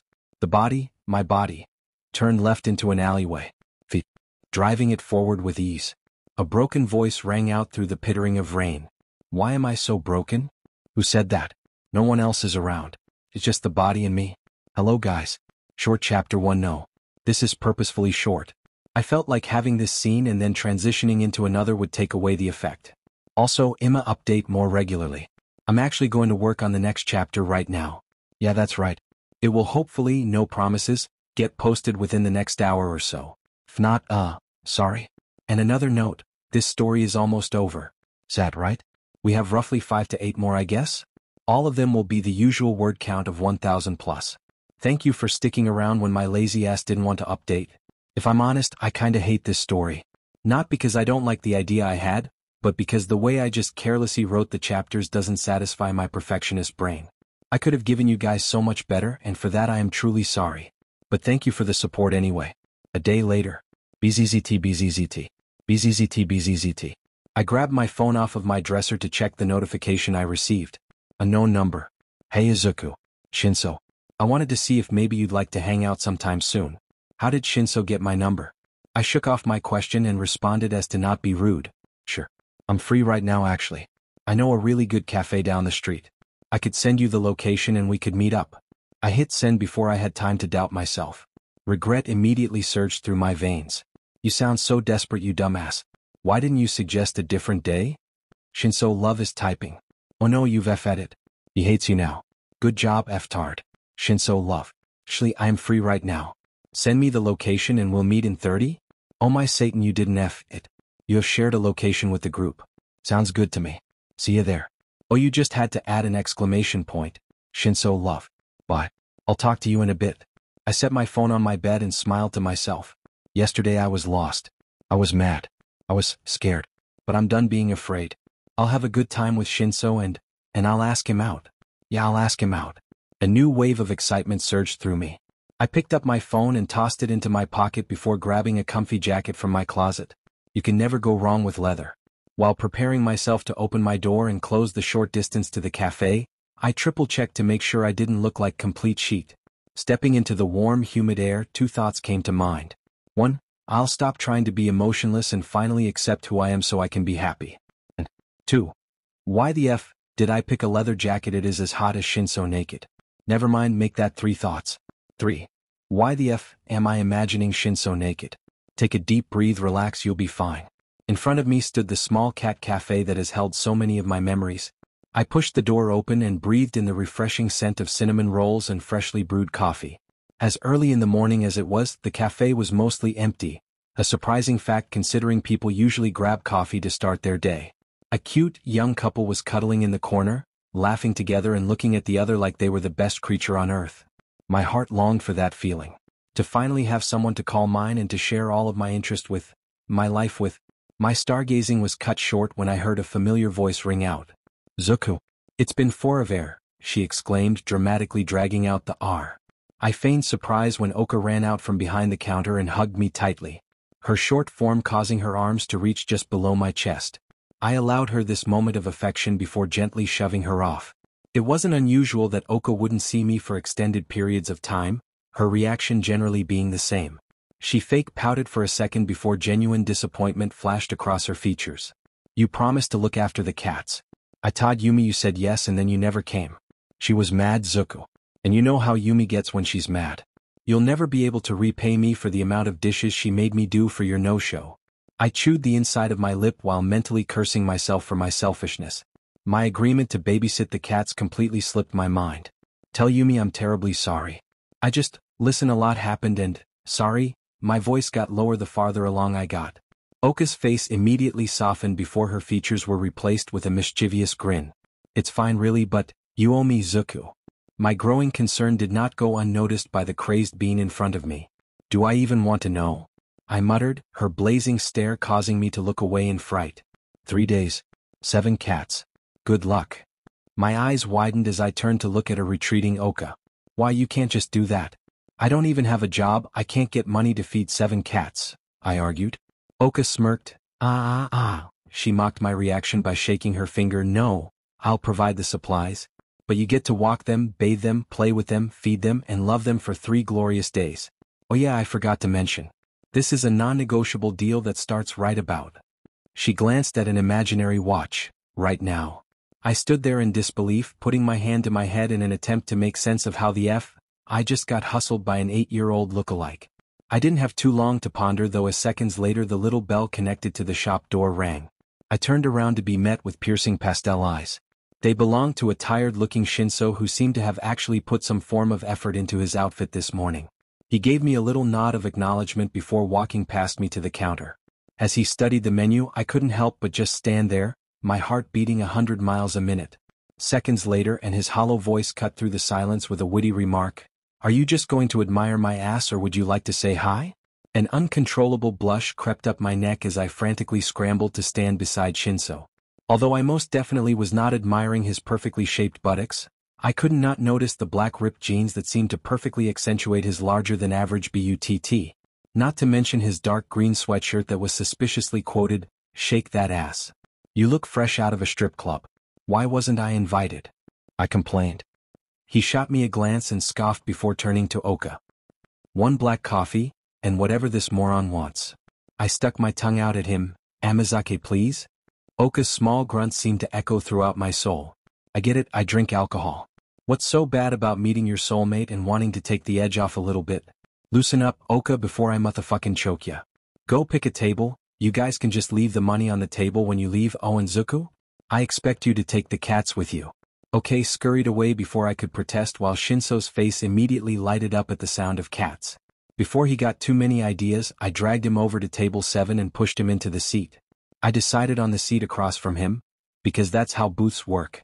"So, this is a cat cafe?" he questioned, his eyes shining brightly like a kid's on Christmas Day. I smiled. I wouldn't be here if it wasn't. With seemingly too perfect timing, one of the newer cats, Aurora, popped up on the table with a sudden meow. Don't ask me how I know her name is Aurora, I just do. I'm a cat whisperer beach. Shinso gingerly reached to pick up the snow-white cat. She meowed in protest before accepting her fate and snuggling into Shinso's sweatshirt. Aurora's complexion was interesting, with resemblance to a calico cat, if calico cats weren't gingers. The tips of her ears and paws were a soft black, and her muzzle seemed to have more of a grayish tint to it. "I'm keeping her, this is settled. My dads won't mind if I bring home just one more cat," Shinso muttered more to himself than me. "Great, so I've been replaced with a cat. Actually, I can't argue, that cat has me beat in so many ways." I brought up something that caught my attention in his little conversation with himself. "You have 2 dads?" He flinched slightly, most likely afraid that I would think him weird. "I think that's awesome, dude." A barely noticeable blush creeped up his neck, his tense muscles relaxing at my affirmation. "Did you seriously think I would care about that? I mean, I'm 80% sure we're both gay. We did kiss each other the other day." My voice trailed off at the end. "Good job, stupid, you made this 10x more awkward." Shinso shifted uncomfortably before muffling his voice in the cat's fur. "I think you were the one that kissed me." A coy grin crossed my face. "If you're going to make accusations, at least get the facts straight. You closed your eyes first, you're the gay one, not me." Neither of us could help the small laugh that escaped us. While I was trying to compose myself, Oka walked up with our order. "A black coffee and 1 amazake. That'll be 7 even. I trust you to leave the money and not dine and dash Zuku." I gave Oka a seriously look before playfully ushering her away. Shinso grabbed his coffee and downed it in one gulp, much to my surprise. "Damn, what that mouth do dash. PFTTTT. Ah, it's in my mouth, that's gay." Shinso keeled over laughing as I frantically tried to shake the coffee out of my everything. "I think it's in my ear." This comment only made Shinso laugh harder, and honestly, I was 90% sure he was having a stroke. Shinso tried to calm himself as everyone else in the cafe looked at us in shock. I hastily shook my ear out and grabbed a napkin off the table to wipe my tongue and shirt with. After a full 2 minutes of uncalled for humiliation, I glared at Shinso's still giddy form. "That was uncalled for," I whispered. "Oh, and it got in my drink," I whined, pushing my spit and coffee-filled cup away from me. Shinso was finally catching his breath. You totally deserved that. You totally deserved that," I mocked in an obnoxious high-pitched voice. Shinso reached across the table to lightly punch me in the arm. I smiled and shook my head. "I'll pay for both of our drinks since I ruined yours, and if you want, I'll get you another one." Shinso reached into his hoodie pocket to pull out cash, but I stopped him. "The gentleman shall always pay for the lady." Before Shinso could protest, I dropped a 10 on the table and put the napkin dispenser over it to hold it down. "Did you just dash? Call you a lady?" Yeah, I did," I answered with a huge grin. Shinso rolled his eyes before his face lit up with an idea. "Well, it's customary that if the couple hits it off on the first date, the gentleman," Shinso purred the word, sending shivers up my spine, "if they accept, shall return to the lady's house afterwards."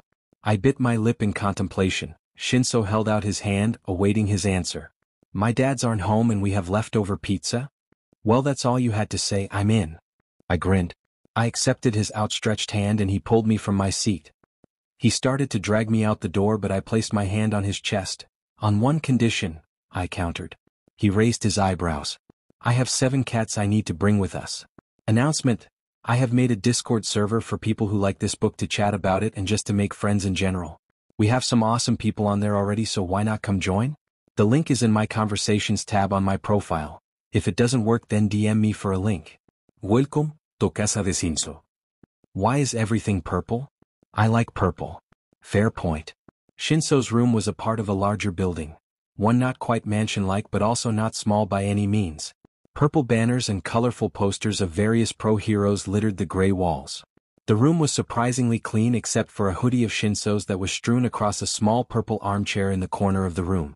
The floor consisted of dark oak planks, and in the middle of the room sat a small yet fluffy black carpet. To the right was Shinso's bed, a light gray comforter sitting neatly on top. Shinso motioned for Deku to step inside.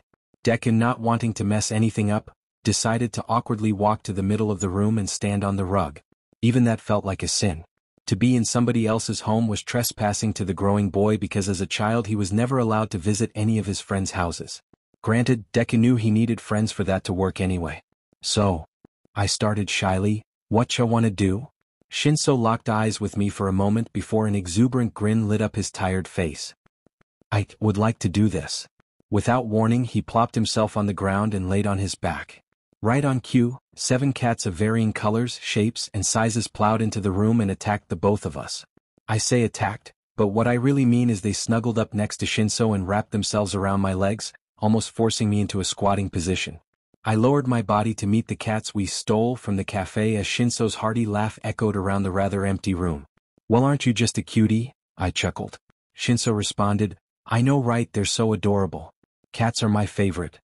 "Actually, I was referring to you, Dash." As soon as the words left my mouth I glanced away, only catching sight of the blush that crept its way up Shinso's neck. The room became silent except for the purring of the cats, and Shinso managed to get the few off of him so he could sit up. I looked back to him and mumbled an apology while stroking a Maine Coon's fur. "No, it's okay. I didn't mean to make it awkward by not responding." Shinso let out a strained laugh, his hand traveling to the back of his neck and staying there. I glanced out the window in search of something to talk about, my eyes being met with the gradually dimming light sparkling through the window. I cleared my throat before speaking as to not make a fool of myself. "It's almost night time and I should probably be back in, say, 2 hours?" Shinso looked over at me and mouthed the word, "Oh," before his eyes turned a vibrant shade of purple. "I have an idea, follow me." Giving me no time to protest, Shinso grabbed me by the arm and literally dragged me out of his room. I tripped over the door frame because it was slightly elevated and the little rascal dragging me gave me no time to get my bearings. We traveled through the long hallway and past a few doors until coming to a spiral staircase. At this point, I snatched my hand away from Shinso. He only spared a second before racing up the silvery stairs. "Wait for me," I called in a desperate attempt for him to slow down. I leaned over to still my spinning head before slowly making my own way up the stairs. I knew that if Shinso dragged me up them, he'd probably have a costly medical bill of mine to pay, so I figured stopping for a moment would be best. Going up the stairs dizzy probably would not have been the best idea, especially when the stairs go up and in a circle. When I reached the top, I was awestruck. Shinso was sitting on the edge of the roof with his legs gracefully dangling over the side. Above us, it had grown dark, and millions of tiny jewels sparkled against the mystical backdrop. I'm 90% sure my jaw might have actually dropped. Not on the floor, like just opened, you know? Anyway, I carefully made my way over to Shinso's location and sat down next to him. We were a few inches apart and both of us just kinda stared at the sky. One might say it was an awkward silence, but I found some sort of peace in the quiet that lingered between us. It wasn't shy or fretful energy, it was a calming feeling. A feeling as if I had finally found a home. Found a person. We sat there like that for a moment more, the atmosphere taking on a playful taste as Shinso looked over at me. "So, how have you been lately?" I glanced over at him, debating on telling the truth. "Everything has been okay, I guess. Nothing really new has happened. What about yourself?" Shinso hesitated. Same old, same old." I nodded my head in agreement. I felt as if we both knew the other had something to hide. As if we both knew that the hidden beast was feelings for each other. However, neither of us dared to speak about those hidden feelings. Shinso grunted before lowering his voice and speaking, "I just wanted to say thank you."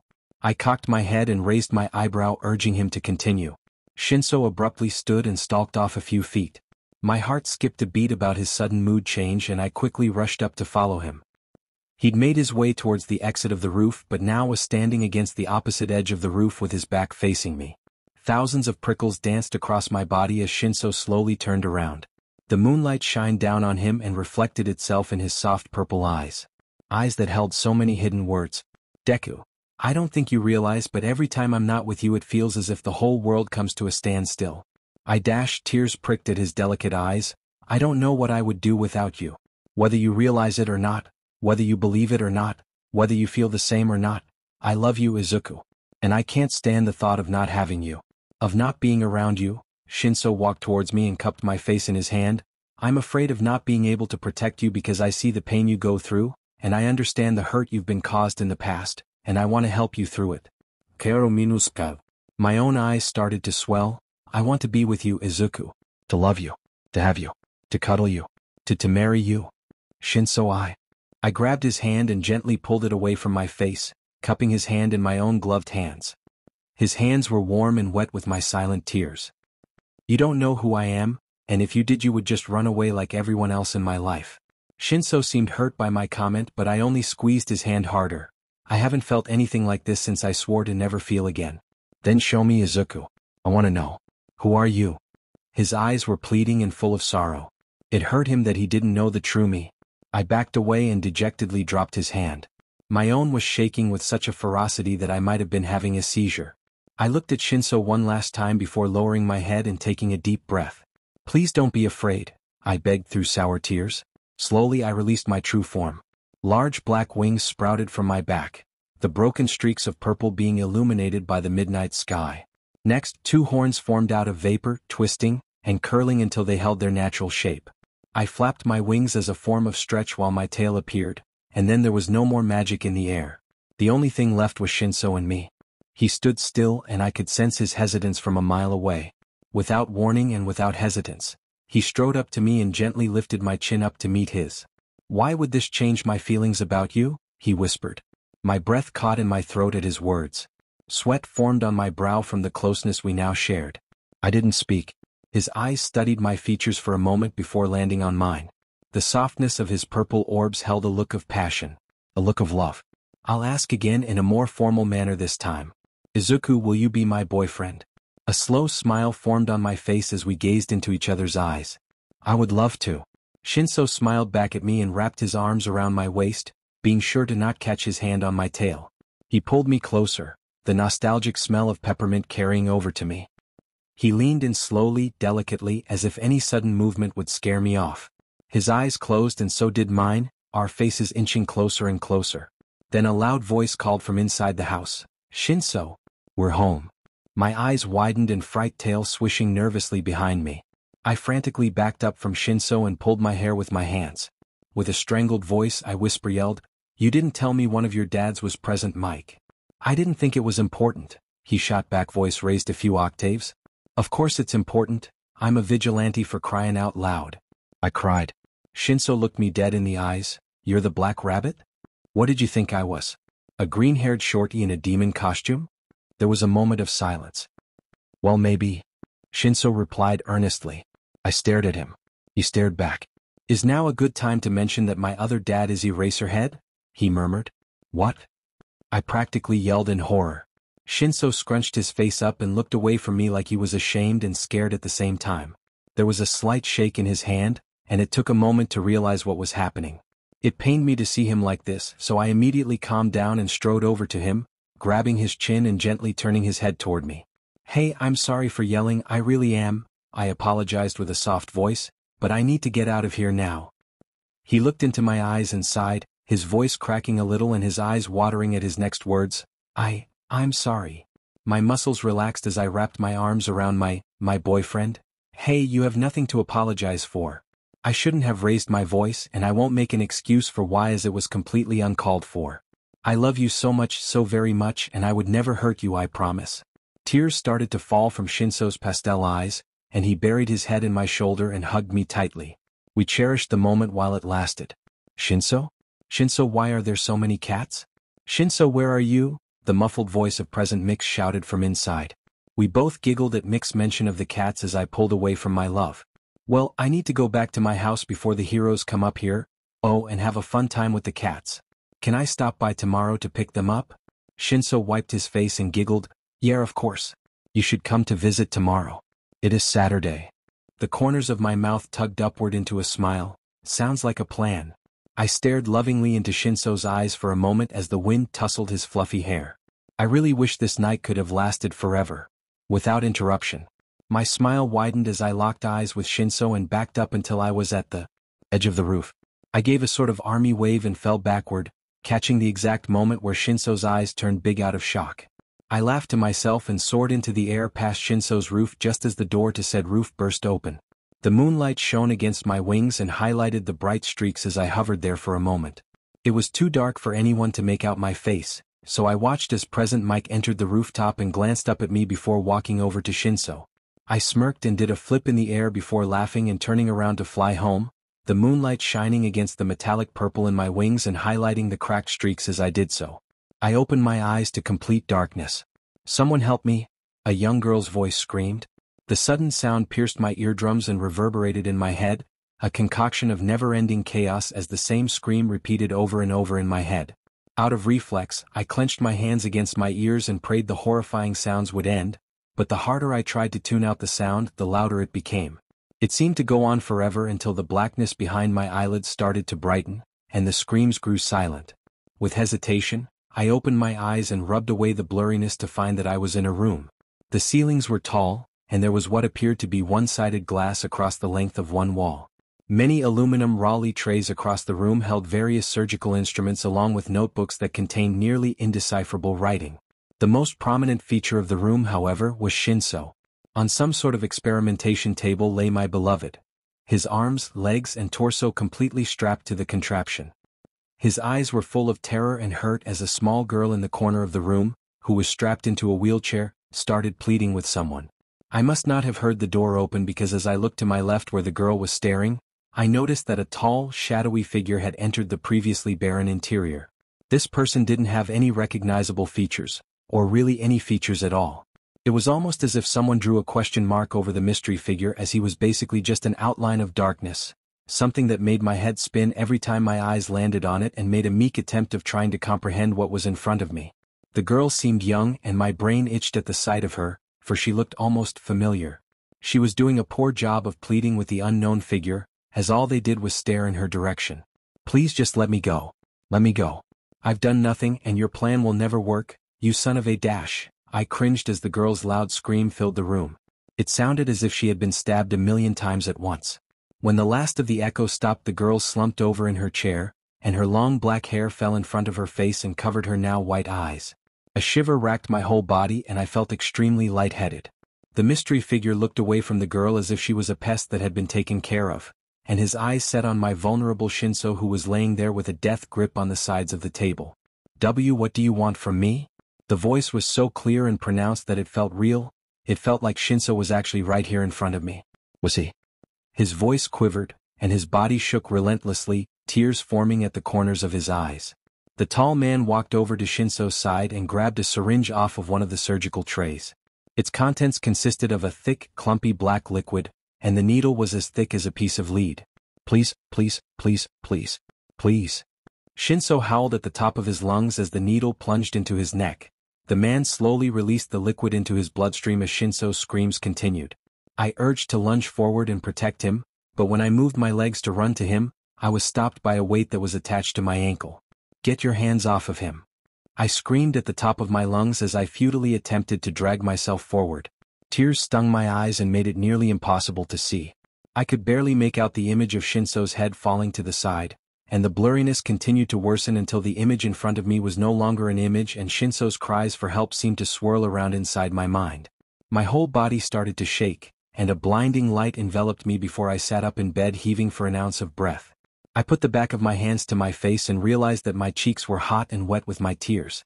I closed my eyes for a moment and placed my hand across my heart in an attempt to slow my racing pulse. Shinso. I snatched my phone out from under my pillow and was blinded by the searing light emitting from it. It took me a moment to be able to see again, but as soon as I could, I unlocked my phone and switched to Shinso's contact. Just a text. A text is good enough. My cat beach love. Are you awake? I waited a few minutes, but the red symbol never popped up. My anxiety grew. Hello, Shinso? Are you home? Wake up please. Please. Are you okay? He's okay. He's okay. He's okay. What if he's in trouble? The thought made me sick to my stomach, and I lurched out of bed and flew out of my room and apartment into the crisp night air. The wind slashed against my face as I turned into my true form and shot myself into the sky like a rocket. I was no longer concerned with being spotted or taken in, I just needed to know that he was okay. A sharp right turn led me to the neighborhood I needed, and I spotted the place where I had held Shinso's face so close to mine just hours ago. I landed on the roof with a loud thud, almost breaking my ankles in the process. Despite the pain, I ran to the roof's entrance door and jiggled the handle. No dice. I'm going in through the side. I jumped off the side of the roof and inspected the side of the house, making sure to peek in any and every window. On my third attempt, I recognized the appearance of Shinso's room and balanced myself on the windowsill. I peered in, but it was too dark to see anything but outlines, and the only part of Shinso's bed that I could see was the end. I bit my lip before deciding to knock. No movement. I knocked again, louder and harder this time. The tears from before threatened to spill again. Shinso, please. I flew back a little and slammed myself into the window, to which it opened, and I shot inward and tumbled across the room. My head slammed against something hard and my vision threatened to disappear. I lay there dizzy for a moment before a figure I couldn't make out rushed over to me. The figure spoke, and I vaguely felt a hand against my cheek because the wind had already chilled me to the bone. A few seconds went by before the dizziness stopped, and I could collect my thoughts. I glanced up at the mystery figure and my heart imploded. I threw myself into Shinso's arms and tackled him to the ground in the process. I didn't say anything, I just wrapped myself tightly around him and cried into his bare chest. He held me there and ran his hand through my hair to comfort me, and I actually felt at peace for the first time in a long time. As the seconds ticked away, my breathing slowed and my heartbeat calmed down, my demon form subsiding with it. We lay there for a long while before he finally spoke up. So. He glanced over at his clock. You're here 3:43 a.m., and you got in here by almost breaking my window and your face on the floor. Not to mention you're wearing boxers and a sweatshirt. What happened, baby? Baby. The nickname sent butterflies loose in my stomach, and a hidden blush crept to my face. I also realized that Shinso and I were both in boxers, but Shinso had no shirt on. We were laying on the floor and I was on top of him and he slowly reached up and gently wiped my tears. It's okay, you can tell me anything, I promise. Or if you'd rather not talk about it, I can just hold you, he cooed. I smiled and held him tighter before letting him go and standing up. I held out my hand, which he took, and I helped pull him upward. So, would you like to tell me why you decided to dive bomb me at almost 4 a.m? He played. I smiled for a split second before the image from my dream flashed back into my head. Shinso must have noticed the terror in my eyes because he pulled me close to him and walked us to his bed. He laid us down and covered the both of us with a blanket before snuggling into me and running his hand through my hair. I closed my eyes in bliss as the horrid images slowly faded from my mind. The rhythmic bump of his heart against mine ever so slowly lulled me to sleep, and I finally felt content. That was until footsteps crashed up the stairs and startled Shinso and me from our slumber. I forgot where I was for a second, but I realized that I was next to Shinso, and then I realized that I was at his house, and that I basically broke in, and that I wasn't supposed to be here. What? Oh shit, I'm not supposed to be here. My eyes widened at Shinso, and he too realized what was about to happen. I'm cuddling with Shinso, whose dads are 2 pro heroes. They don't know I'm here. And the both of us are almost completely naked and probably look like a mess. Esike, I yelped as Shinso elbowed me off the bed into the floor. Under the bed, my amazingly lovely boyfriend whispered frantically. I grit my teeth and rolled under the bed just as the doorknob started to shake, and a figure stepped inside. I didn't know who it was at first because my line of sight was limited to the shoes, but the voice clicked the puzzle pieces together. Shinso, was that you? A groggy voice asked. Oh yeah. I hit my elbow against the wall and it hurt. Shinso laughed coolly. Aizawa grunted. Well, Zashi's making breakfast and it'll be done in like 5 minutes, so get dressed and come down to eat. Will do, Shinso replied quickly. Aizawa stood in silence for a moment. Right, and before I forget, is that a cat? Ashit, the cats. Oh yeah. There's 7 of them. 7? Aizawa sounded as if he'd heard it all and was completely unfazed. A light meow came from my right, and I struggled to turn my head up and see that Aurora was grooming herself not 3 feet away from my face. She looked at me and purred louder this time while walking in front of my face and rubbing herself against me. Yeah, 7. I could tell that Shinso's voice was tense. Where did they come from? Aizawa sighed in defeat. Aurora continued to sit in front of my face, and the urge to sneeze was steadily rising. Well, a friend dropped them off because a cafe dash. F dash ow. I sneezed so hard that the cat came bolting out from under the bed and hissed in my direction, and then I hit my head against the bottom of the bed frame. The hit was so intense that 1 second I was cursing in pain, and the next I was unconscious. I woke up. That is, if waking up is synonymous with dangling from a rafter. Yup, that's my life. A throbbing pain shot its way up through my skull and the faint sound of voices slowly pulled me from my confusion. Carefully blinking the blurriness from my eyes, I struggled to turn my head and view my surroundings. Do you want to explain to me why this boy is in our house, Shinso? A very annoyed yet monotone voice questioned. My vision slowly returned to normal and the ringing in my ears ceased. It appeared that I was hanging upside down via Eraserhead's capture scarf, which happened to be connected to the rafter of a house. A sheet. I remember the sneeze that got me into this mess. Hey, can I come down now? I groaned. Every word I spoke made heat draw to my face and the headache only got worse.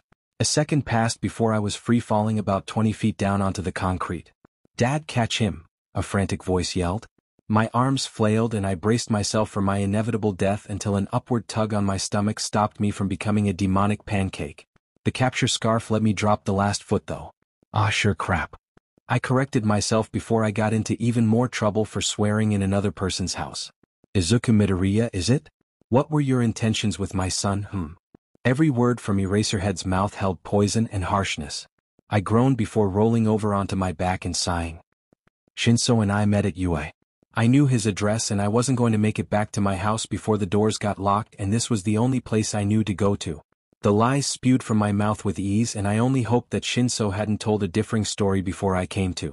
You were under his bed, why then? I stood up and turned to face Eraserhead and Shinso. We were sitting on the bed. Shinso got worried when he heard you coming, so he elbowed me off the bed. Well, yeah, that part was true. Eraserhead shot daggers at me as he contemplated my story. Get out of my house and do not come back. The words were spoken with finality and they cut deep into my heart.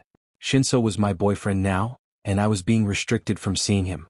Although it pained me to leave, I nodded, apologized, and made my way out of the door virtually as quickly as I could. Tears started to well up near my eyes, but I wiped them away and ran towards my own home. It took me no less than an hour to navigate back, and I took my time walking up to my apartment steps. Once I reached my home, I reached down and turned the doorknob.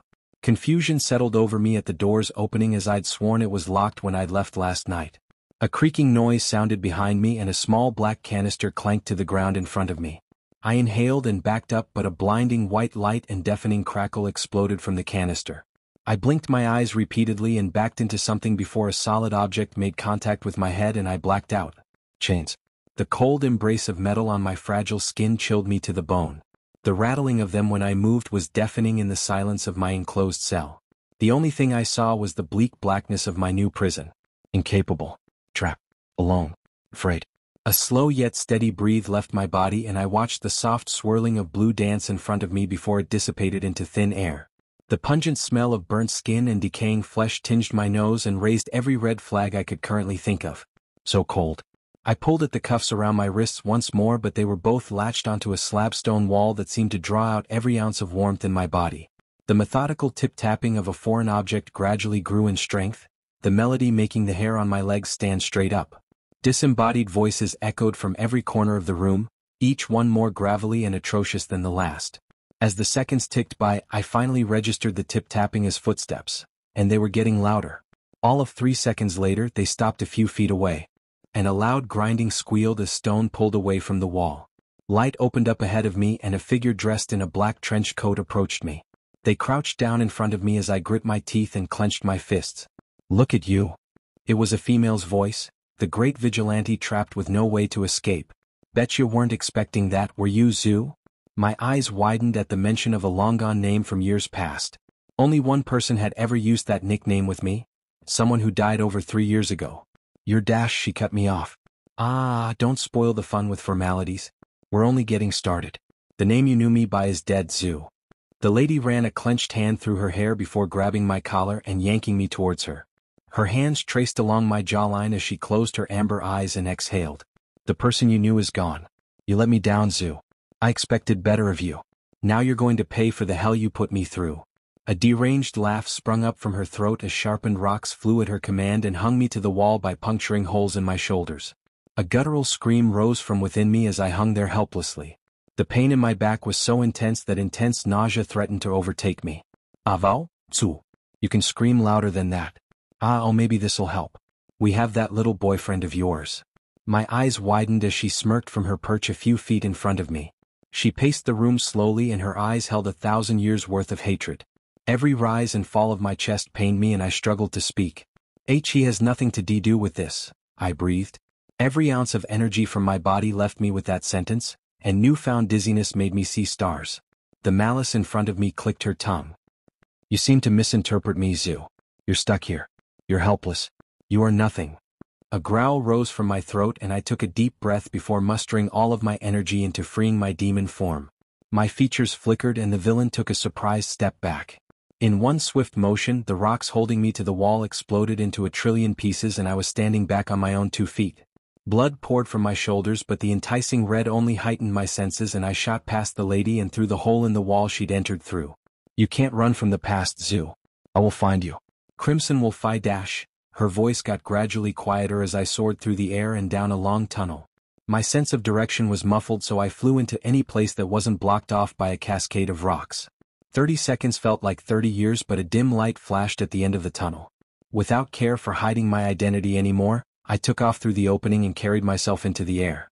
It was a busy day in the city but practically everyone was huddled around a glass casing attached to a building. I lowered myself down to catch a glimpse of the commotion and my heart nearly stopped. Multiple TVs were being broadcasted in the cases, and the news was buzzing with activity. On screen right in front of my very eyes was Shinso. His head was bleeding and although there was no audio he seemed to be screaming. Multiple pro-heroes tried to reach him but an army of villains stood in their way. A kidnapping has taken place and the hostage is going to be tortured and ended in front of everyone as a sacrifice and debut of an unidentified organization known as Crimson. We don't currently know Hold on a second. Okay, I just got news that the villains responsible for this have a message. Let's tune in to our microphones. The footage cut back to the scene with Shinso and a villain unknown to me dressed in navy blue. The villain started yelling out into the mass of villains and heroes that had gathered, and the message chilled my every nerve. This Black Rabbit hero wannabe is all that we request. Bring him to us and we'll keep this boy alive longer. Don't try and fake us out because we won't hesitate to slit this kid's throat. Blood will be spilled and we don't care whose it is. To keep true to his promise, the villain took a knife and carved a line through Shinsu's side. His screams were distressed and broken, but he tried his best to conceal the pain.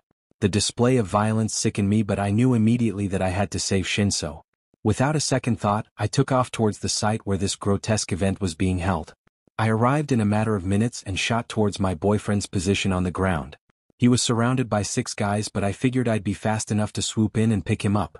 My heart rate skyrocketed as I reached out to grab my lover. His eyes locked with mine for a millisecond as he reached his hand out to me.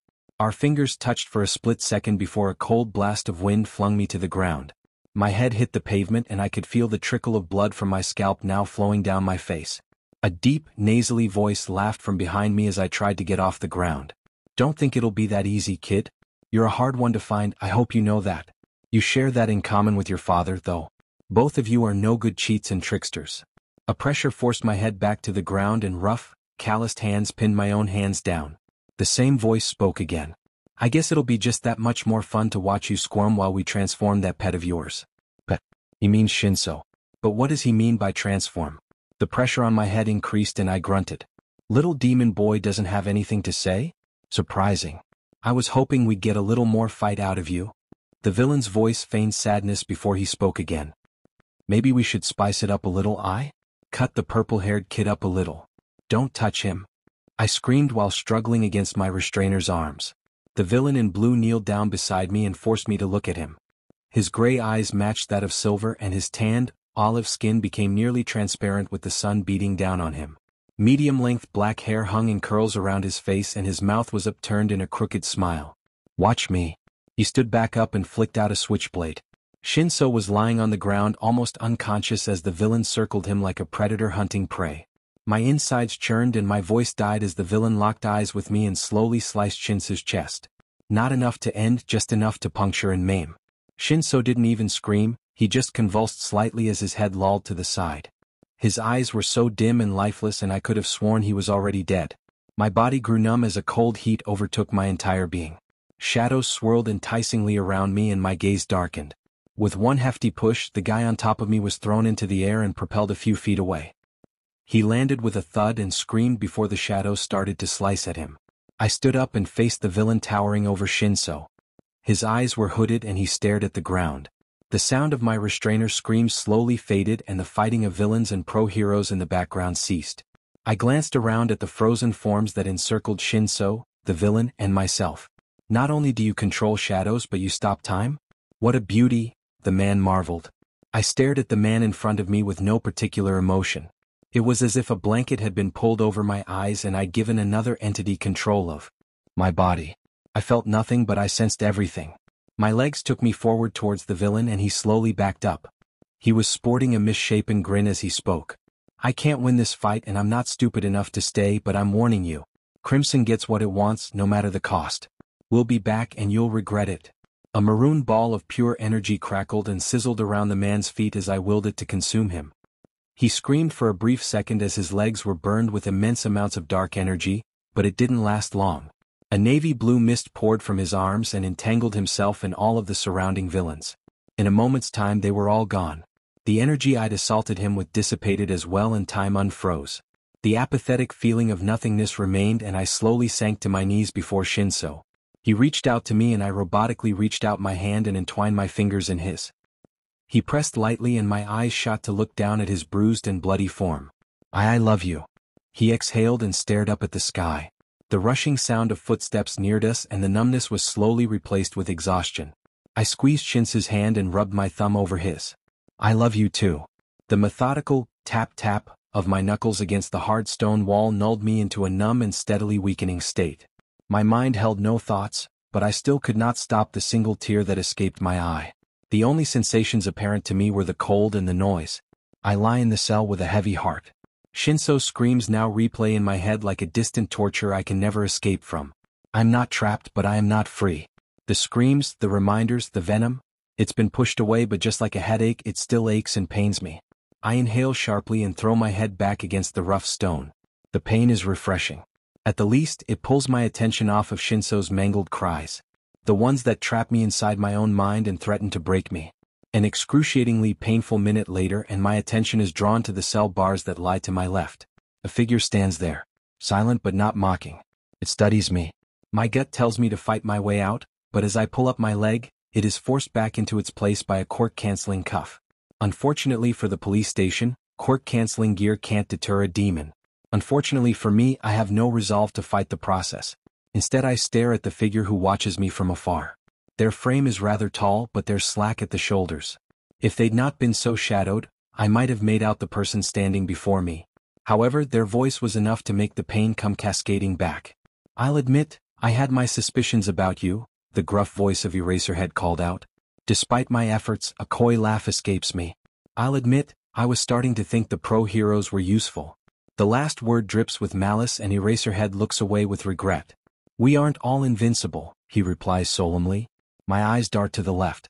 I feign hurt before doing a complete 180 and lashing out. You think this, gesture around me, is invincible? You think all the scars on my body make me invincible? You think the mental wall I built makes me invincible? I scoff and turn to face the wall. You're just as ignorant as the ones before you. Leave it up to the child to save your own. I spit while glancing to my left to just barely catch the pro-hero's pained expression. He's silent for a moment, almost as if he's sifting through his own thoughts, searching for an answer that will never come. You're a hero, he finally says. I recoil in disgust. Don't flatter me with your so-called pleasantries, hero. I have never wanted to associate with your kind. You end, you maim, and you do not help. Which, come to think of it, you stuck to in that fight for your son's life. Your own son you couldn't save. What? I think you know why. Eraserhead stares at me with a mixture of disbelief and guilt. I look away for good this time. In my mind this conversation is over. Despite my prevalence to stare at the wall, his presence lurks to my left, and I can sense his unnerve. "He asked for you," he mumbles at last. I close my eyes and exhale slowly. This time the tears flow freely, and I feel like even more of a dunce for not concealing my emotions. Ever since I met Shinso, the one thing I thought I could control has escaped my grasp. And now Shinso has as well. "Would you please leave me be?" I pleaded through eyes blurred with water. A moment of silence passed before the clicking of a key and the scraping of metal could be heard to my left. Footsteps approached, and I clamped my eyes shut in anticipation. Another click. A breathe. A weight being lifted off of my ankle. I warily opened my eyes and looked up at Eraserhead. With a key in hand, he motioned for me to stand. One last glance around my cell and the cuff now lying on the edge of the bed, I averted my eyes and rose. "Thank you, Eraserhead," I muttered. "Please call me Aizawa." I hesitated slightly. "Thank you, Aizawa." "Alright, you're not going to be sent to a maximum security prison, although that was the requested punishment among a small amount of pro-heroes," Detective Tsukachi explained. I rolled my eyes. "I may be young, but I'm not an imbecile." It was Endeavor's complaint. Tsukachi sighed before continuing. "I'm not allowed to validate that claim, but since you are a minor, the minimum punishment we can give you is pro-hero surveillance 24/7 for a currently undecided amount of time." I groaned and sat back in my chair. "May I Tsukachi glanced at me before nodding. "Thanks Satan, this was getting unbearably uncomfortable," I mused while allowing my demon form to return. I stretched my wings and once again leaned back in my chair. The detective marveled for a short moment before returning his eyes to the paperwork that lay scattered across his desk. "We do have 2 heroes who have chosen to take on the responsibility for you. You'll be sent to live with them and—" My eyes shot up as I remembered my mother. We hadn't spoken in ages and quite frankly I was glad. "We will have to inform your mother and she'll need to dash." "That won't be necessary," I interrupted. Tsukachi eyeballed me as I continued. "I mean she left town a bit ago. She wouldn't care." I was fully aware that Tsukachi knew I was lying. For F's sake, it's a part of his quirk. However, I was thankful when he let the white lie slip by and continued on. "If that's the case, I'll bring in the parents who you'll be staying with." He dramatically clicked his pen and rolled back in his chair before opening the only door in the room. In stepped the 2 people I did not want to see. "Present Mike Eraserhead, please come in," the detective greeted. "I'll take jail," I muttered to no one in particular. Present Mike sat in a seat next to me. "Actually, that would have been maximum security prison, kiddo." He reached to pat my leg in a joking manner but instead recoiled and screeched as his hand was fiercely burnt. Eraserhead and Tsukachi simply watched the interaction with intrigue. Present Mike shook his hand out. "What was that for?" he demanded. I shrugged. "A demon's best defense. Heat." Tsukachi decided to intervene and continued his law babble. "So, we really just need all of you to sign some paper dash." The door burst open and an officer scrambled in while keying his radio. He muttered something into it before turning to address the 2 pro-heroes. "Shinso is awake again, but he's in urgent care now. Room 311. The pro-heroes snatched me out of the chair and the 3 of us took off to the hospital. Lucky for us, it was only 3 blocks away. Nobody spoke on the way as we were all focused on making it there before anything bad happened. One very long run later and we all burst into the hospital doors like madmen. I tapped my foot impatiently as the heroes checked themselves in. The 2 of them started to walk past the front desk towards the elevators, but when I tried to follow, a cold pair of hands stopped me. "I'm sorry son, you can't go back there. Family only." Not a second later, Present Mike skidded to a halt and ran back to me before grabbing my hand and pulling me past the nurse. She didn't protest and Mike didn't get burned this time. After we arrived at floor 3, we followed the signs to Shinso's room. The 3 of us rushed inside and the collective gasp that followed was mortifying. Shinso was lying in bed with his eyes closed. Blood-soaked bandages covered practically his entire body, and the amount of bruises that littered his skin was sickening. His skin had become frighteningly pale, and when his eyes opened, you could tell he was exhausted. Aizawa and Mike went on either side of Shinso's bed and held his hands. They were talking to him for a while but he seemed only half aware of their presence. I took a moment to collect myself before exiting the room and waiting on a chair outside. I didn't want to interrupt and it felt wrong for me to be in there. An hour or so passed before the heroes exited, and during that time span, a multitude of doctors and nurses hurried in and out with varying medications. When the 2 left the room, I stood up and calmed myself before entering the room once again. Shinso's eyes were shut, and he looked even worse than before. Every vein in his skin was visible on his pale frame except for his bare chest that held a brighter red tint. It was then that I realized how close his fight for life had become. I walked over to him and sank down on the edge of the bed. Carefully, I took his hand in mine and we just sat there. After a moment he seemed to awaken from a sleep I hadn't known he'd gone into. Even his eyes were dull, devoid, lifeless. I moved my thumb over his palm and for a second he just stared at me. "I'm not gonna make it." It wasn't a question. My eyes shot to his but I softened my gaze. Slowly, I leaned over and placed a kiss on his forehead. I hovered there for a moment, not wanting to pull back. After a moment, I did. "We're gonna be okay." I couldn't stop the crack in my voice and I knew Shinso was right. He sighed heavily and moved his eyes to stare out the window. "You're gonna be fine, Hitoshi. Besides, who's gonna take care of all those cats? It's definitely not gonna be me." I laughed. He chuckled for a moment before it turned into a racking cough that shook his entire body. I put my hand against his face and treasured the warmth of his skin against mine, until it got colder, and colder, and the weight of his face on my hand grew stronger. I looked down at Shinso and slowly removed my hand. His head rolled to the side and his eyelids were shut. Thinking it some clever trick, I smiled slightly and shook him gently. "Shinso, wake up," I played. "You didn't? Shinso? Shinso? Shinso, please don't go." I said, "Shinso?" I was crying. My whole body was consumed by the same cold numbness and I cried. I tightened my grip on his shoulders and hugged his limp body tightly. There was no goodbye. There was no hug. There were no words. There was no meaning. "I love you, Shinso. Shinso, I love you. I love you. I love you, please don't leave me. Please don't go, don't go, don't go." A single tear landed on his cheek. "Shinso, I love you. You can't leave me. We have so much to do, so many plans. Remember when we talked about getting married?" I laughed but there was no response. "Remember? Shinso. Shinso, do you remember? Do you remember that I love you? I love you, Shinso. I love you." It's been 2 years since Shinso's death. After they dragged me out of the room and delivered the news to his foster dads. Well, let's just say the three of us haven't been the same.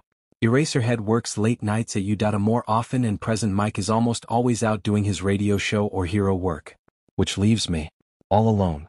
Due to severe mental trauma related to losing my boyfriend and best friend, the courts have declared my punishment of 24/7 surveillance void and null.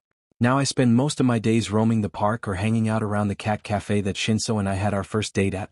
The cat that took a liking to Shinso still hangs around at our booth. He waits for Shinso's return and so do I. But he's not coming back. Today the sun is shining bright, and I sit on a park bench secluded from the rest of the park where happy couples and exuberant children play with pets and have picnics. The sun shines brightly down on my face, almost as if the sky is smiling at me. I cherish the warmth, but it only reminds me of the way I held Shinso's face as he passed away in my very hands. It's been over 2 years, yet I can still recall his laugh and the way he was so clever about using that quirk of his. The flashbacks aren't so bad, it's the nightmares that I can't stand. One of the only reasons I sit on this bench right now is because the crisp breeze that rolls over my skin takes my mind off of the horror of losing my beloved. Luckily, since my identity is out there, I'm now able to roam freely as my true self. I sit back and stretch my wings before bringing one out to me and stroking the plush feathers. The purple strikes of lightning that once scarred my wings are now a distant reminder of a missing presence. It's only now that I take a true moment to inspect the odd markings. It truly does look like tiny bits of lightning, except it's not exactly a scar as I've described it previously. More of a discoloration. The pieces of black and green have instead been magically converted to a lush, pastel purple color. I know it's been longer than hell itself that he's been gone, but when I first saw the purple streaks in my wings, I didn't recall them looking quite like this. I leaned my head in closer and plucked 2 feathers from the mass. Drawing them closer to my eyes, I held the feathers in front of myself and studied them. On the feather plucked from the top of my wings, the purple streaks look normal. However, the purple starts to fade into a deep maroon color on the feather pulled from the bottom of the wings. A feeling of dread set itself into my gut and I quickly stood in an attempt to fight the atrocious and unwanted feeling. The feathers fluttered to the ground and I took a deep breath before making my way down the windy path out of the empty section of the park.